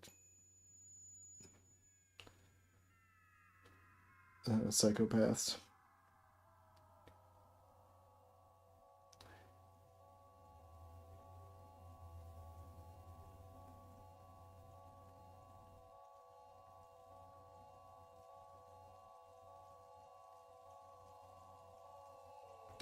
Anyway, I don't know what this part, this part is gonna look like yet. This section of the environment back here, because I need to draw it in the perspective of Monday when he wakes up from being knocked out.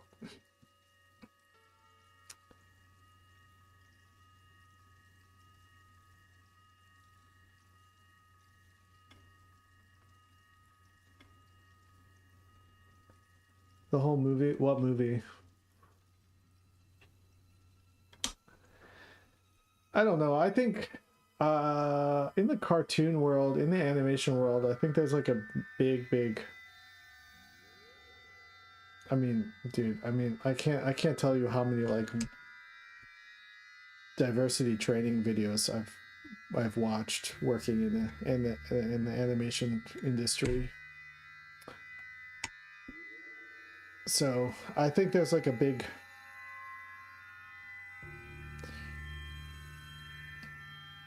largely these companies are trying to, I don't know. They're certainly, like, I think they're trying their best. I mean, maybe they're not doing their best, but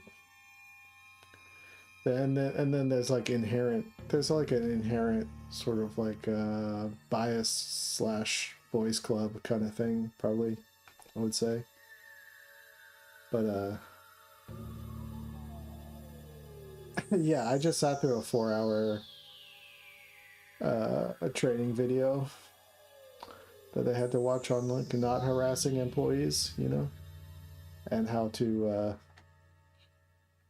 you know, like participate in diversity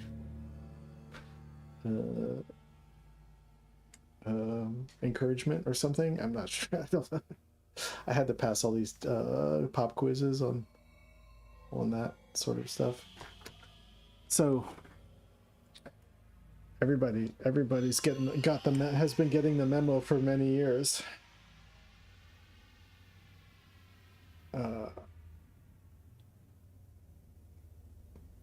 But that's not to say that, you know, there hasn't been, you know, there isn't like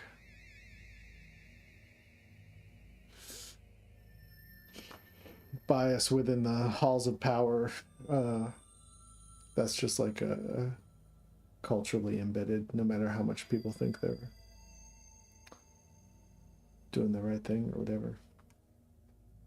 But also there's like a, you know,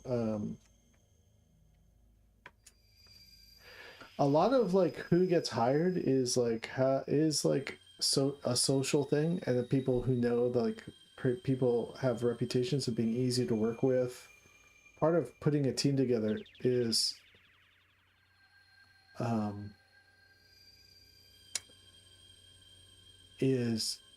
word of mouth, knowing that someone, you know, being like, that person is fast, works well, blah blah blah, like talented, fast, reliable, easy to get along with. And the easy to get along with thing is probably the number one factor for anyone getting hired in the animation industry. It's like the number one. Like we always talk about these unicorns. It's like, oh, if you can find someone who's like an art star, works fast, and is nice, a nice person, that's like the fucking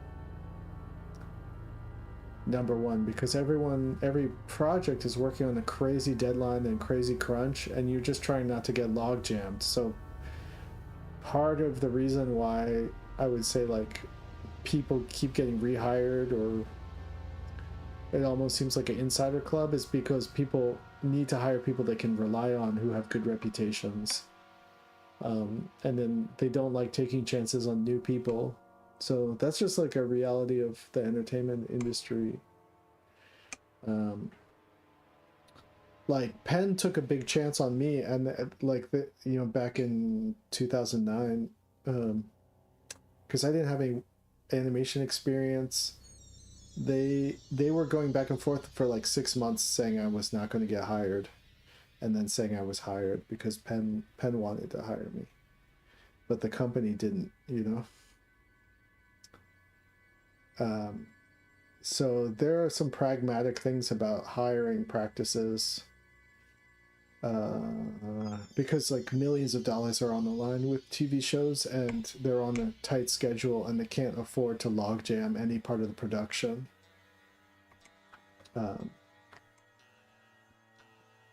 Even a place like Titmouse, they continually try to rehire people who have already worked on Titmouse productions. They're not trying to a lot of times they're like really not trying to risk hiring new people from outside. They'll always go to the well first before they start to reach out outside, because they need people they can count on who've have a proven track record. So that's like the what do you call it, nuts and bolts sort of like aspect of production.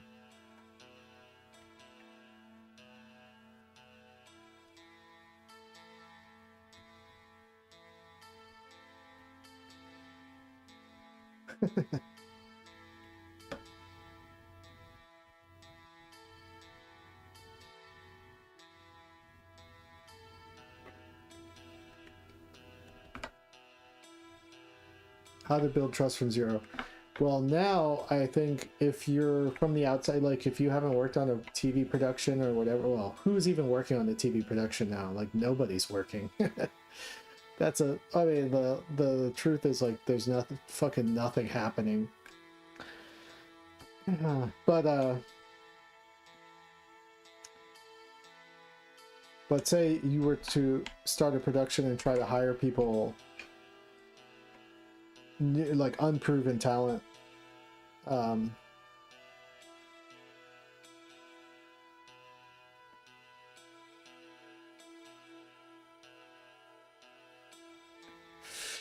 yeah, I don't know much about life.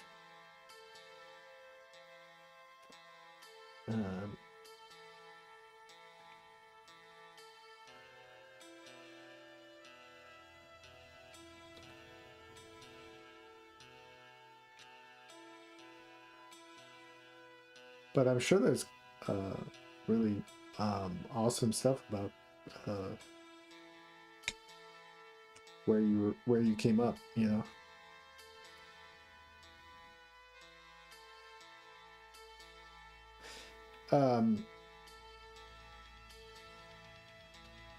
an unproven talent, and like whether or not people would take a risk on hiring you or whatever. Oh man, that's fucking gnarly. I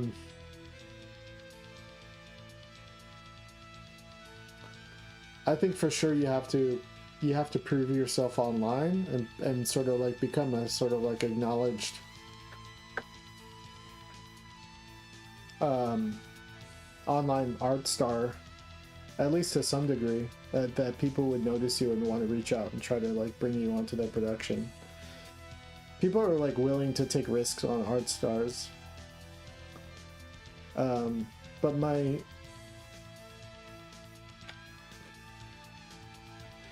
suggestion would be to figure out a way to be self-sustaining and not need a job in the animation industry, and then if they reach out to you, that sounds good, that's cool, but like you should like try to build yourself up independently so that you're like, I don't need you, essentially, to these productions, because productions now are like super inconsistent.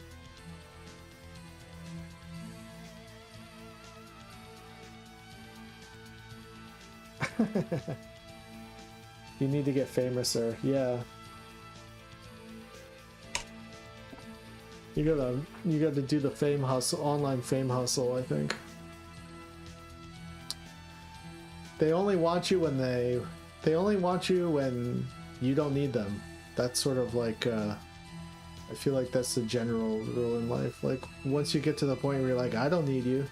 Like I think of someone like Victoria Vincent, who's like extremely famous online and has gotten some like development deals over at Fox. I think that was happening for like 5 years or something, but Victoria like doesn't need. Victoria could just keep doing what she's doing. She doesn't need the support of, as far as I can tell, she doesn't need the support of like an institution like Fox or Cartoon Network or something like that. She's better off just making her own stuff on YouTube. You know? So I think once if you can get to the point you say, I don't need you, then they come knocking.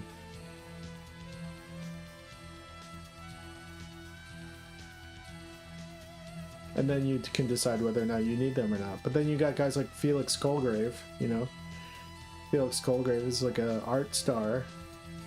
He's got a successful Patreon. He doesn't need, and he makes exactly what he wants to make. He doesn't need a studio to like water down his ideas.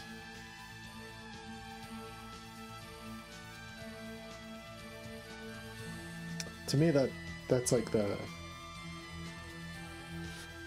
that's as good as it gets. When you can say, I don't need you, you know?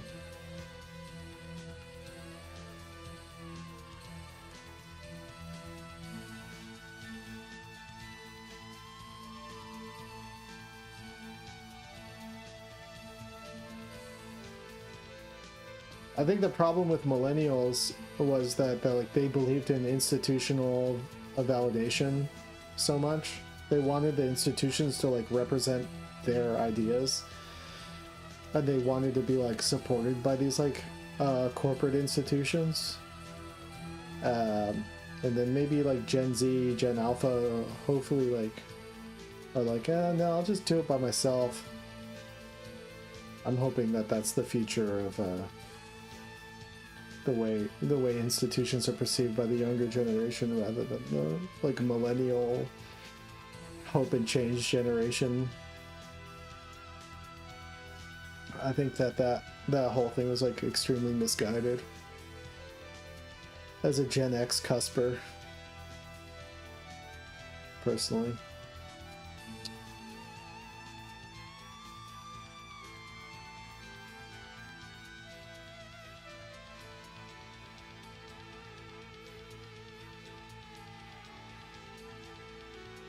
Yeah, just make your own movie. You can do it.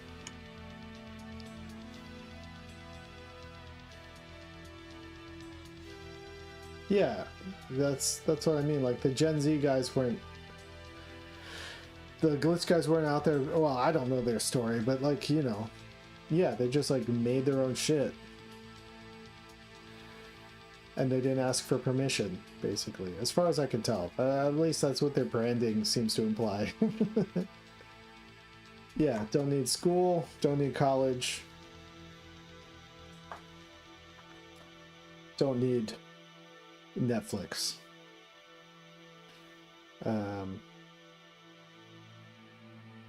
Yeah, collaboration is key.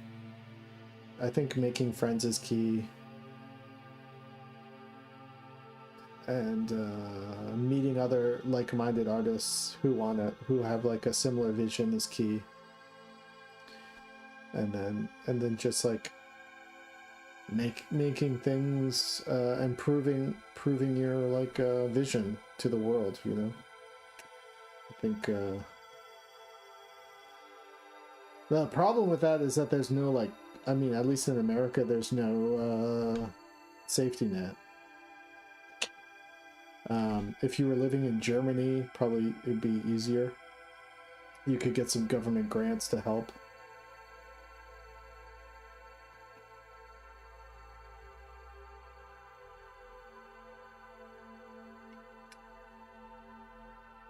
I've been drawing out of spite. Well, sometimes I draw out of spite, so that's alright. Yeah, J2 was saying fuck Netflix. Fuck Netflix. Cowards. Cowards. Yeah, I like those guys. I like the dudes, the executives over at Netflix. They're nice guys, but like they're slaves to the algo, man. All they do is they consult some satanic fucking computer in their basement, and they have to do everything that computer says. They don't have a choice. They don't have like agency to like make their own calls. Don't clip that. No, I like those guys. They're nice guys, but you know, they're trapped. They're trapped in a fucking algorithm.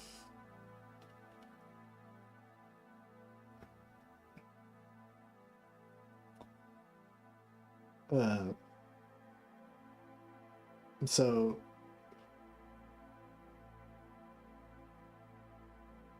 you're better off like I don't know, like you know, the process of getting greenlit on a Netflix or a Hulu, like especially right now. I mean, I think most people have the right idea. I constantly see like young kids making their own animated shorts and posting them on YouTube, you know, and trying to like win the hearts of the YouTube audience. I think that's like currently the only thing you can do, maybe, or like make a comic on Webtoon, you know. Get big on Webtoon. Get big on YouTube. Maybe get big on TikTok. Maybe. You could make your own site. That's how I did forming. But it was a different culture at that point in time. I started forming in 2009. When people would actually visit websites.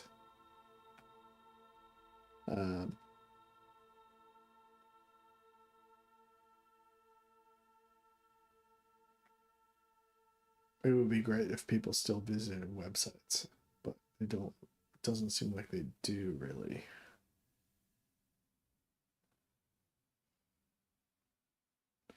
So I don't know what to do about that, because people are like stuck on these like lazy social media platforms. I was on MySpace, yeah.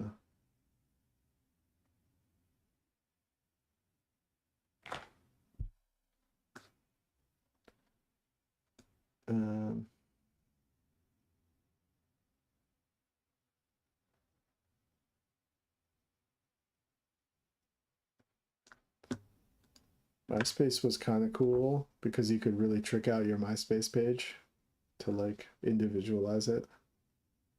Kind of looked like your own website.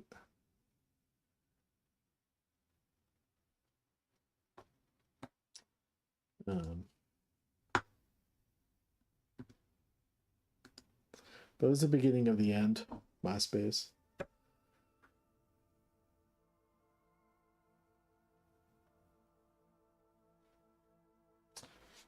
But all in all, I would say like YouTube isn't so bad. YouTube's all right. Anyone can post there. Anything can get traction. YouTube does, I mean, their algorithm also is like, can be sort of, what do you call it? Mysteriously hampering. Hampering, is that the right word? I don't know. But it's I think YouTube's the best thing we got as far as like independent, making independent stuff goes.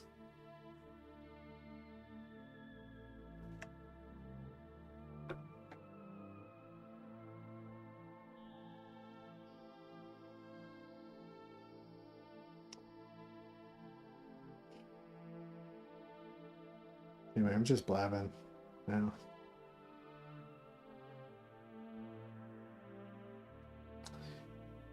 Yeah, YouTube and Twitter are good for passively seeing what you want, yeah. But the thing about YouTube is like you can see stuff that you get sort of invested in, you know? It's not just completely disposable. YouTube does long form stuff, which is cool. You could make a 4-hour animated feature and put it up on YouTube, you know, if you wanted.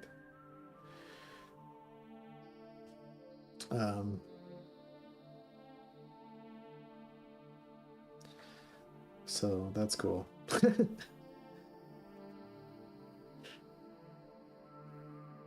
It's just up to you, really.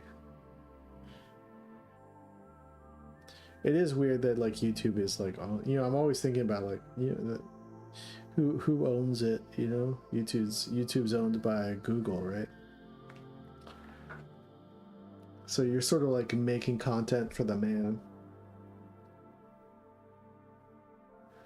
Have I thought about doing gaming streams? I've done gaming streams here and there.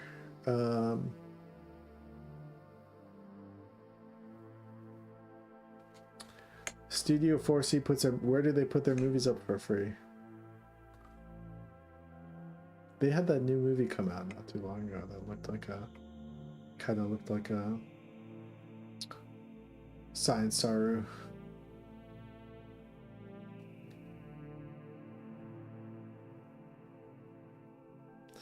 I thought about streaming that new Jesus video game that's out. I think it's out. What was it called? Being Jesus or something? But the PlayStation 5 streaming tools are worse than the PlayStation 4 streaming tools. Like, I can't see the comments on the PS5. It's kind of annoying.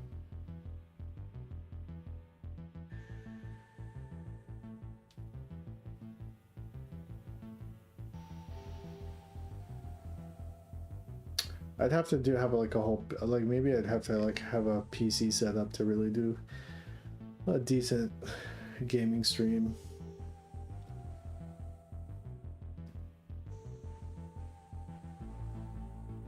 No, I just like streaming. I think streaming on the PlayStation is kind of shitty.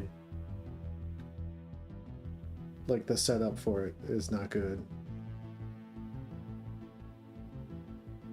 I'd have to have like my laptop open or something to see comments. Whereas on the PS4, I used to be able to see them just like on my screen while I was playing video games. So I was streaming myself playing Dark Souls and stuff.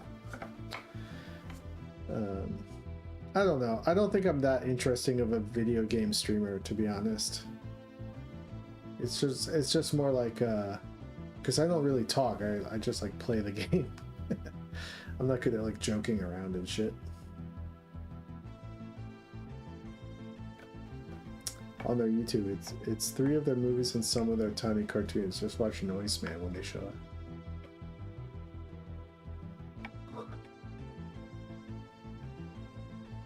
And then I can give J2 cat ear headphones. Oh yeah. That'd be sick. I need a pair of cat ear headphones. I need to get like full-on streamer. Full-on streamer. I need to get the race car chair too. Video game race car chair.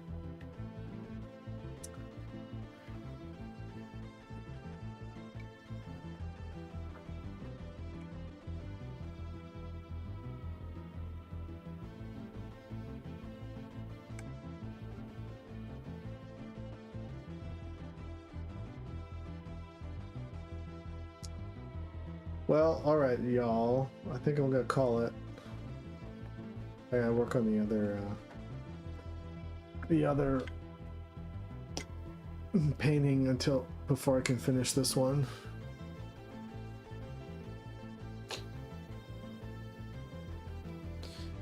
Let's save my work.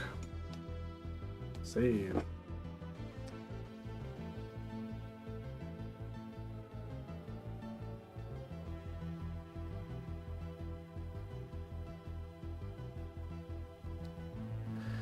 Yeah, sorry that one got kind of like, I started saying like, I always say I'm never going to talk about my like political opinions online.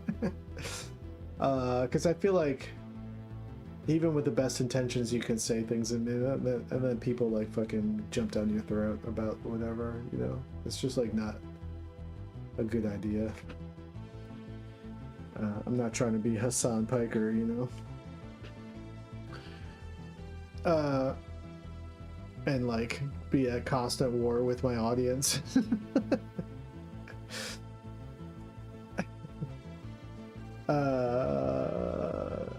But it's hard not to talk about this stuff sometimes because, you know, I'm an American and I'm living in a fucking upside down crazy fucking reality in this country. Yeah, it's really hard not to talk about that stuff sometimes. Yeah, thank you. Thanks, Kiddo. Everything I said was wrong, and my opinions and worldviews are wrong. Yeah. Well, thanks for letting me know, though. I'll do better. I'll do better next time. Yeah, America is pretty whack. I must admit, America fucking sucks. Anyway. Let me say something nice about America, though.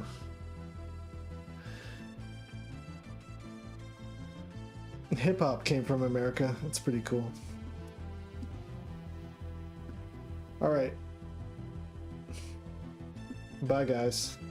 Have a good night.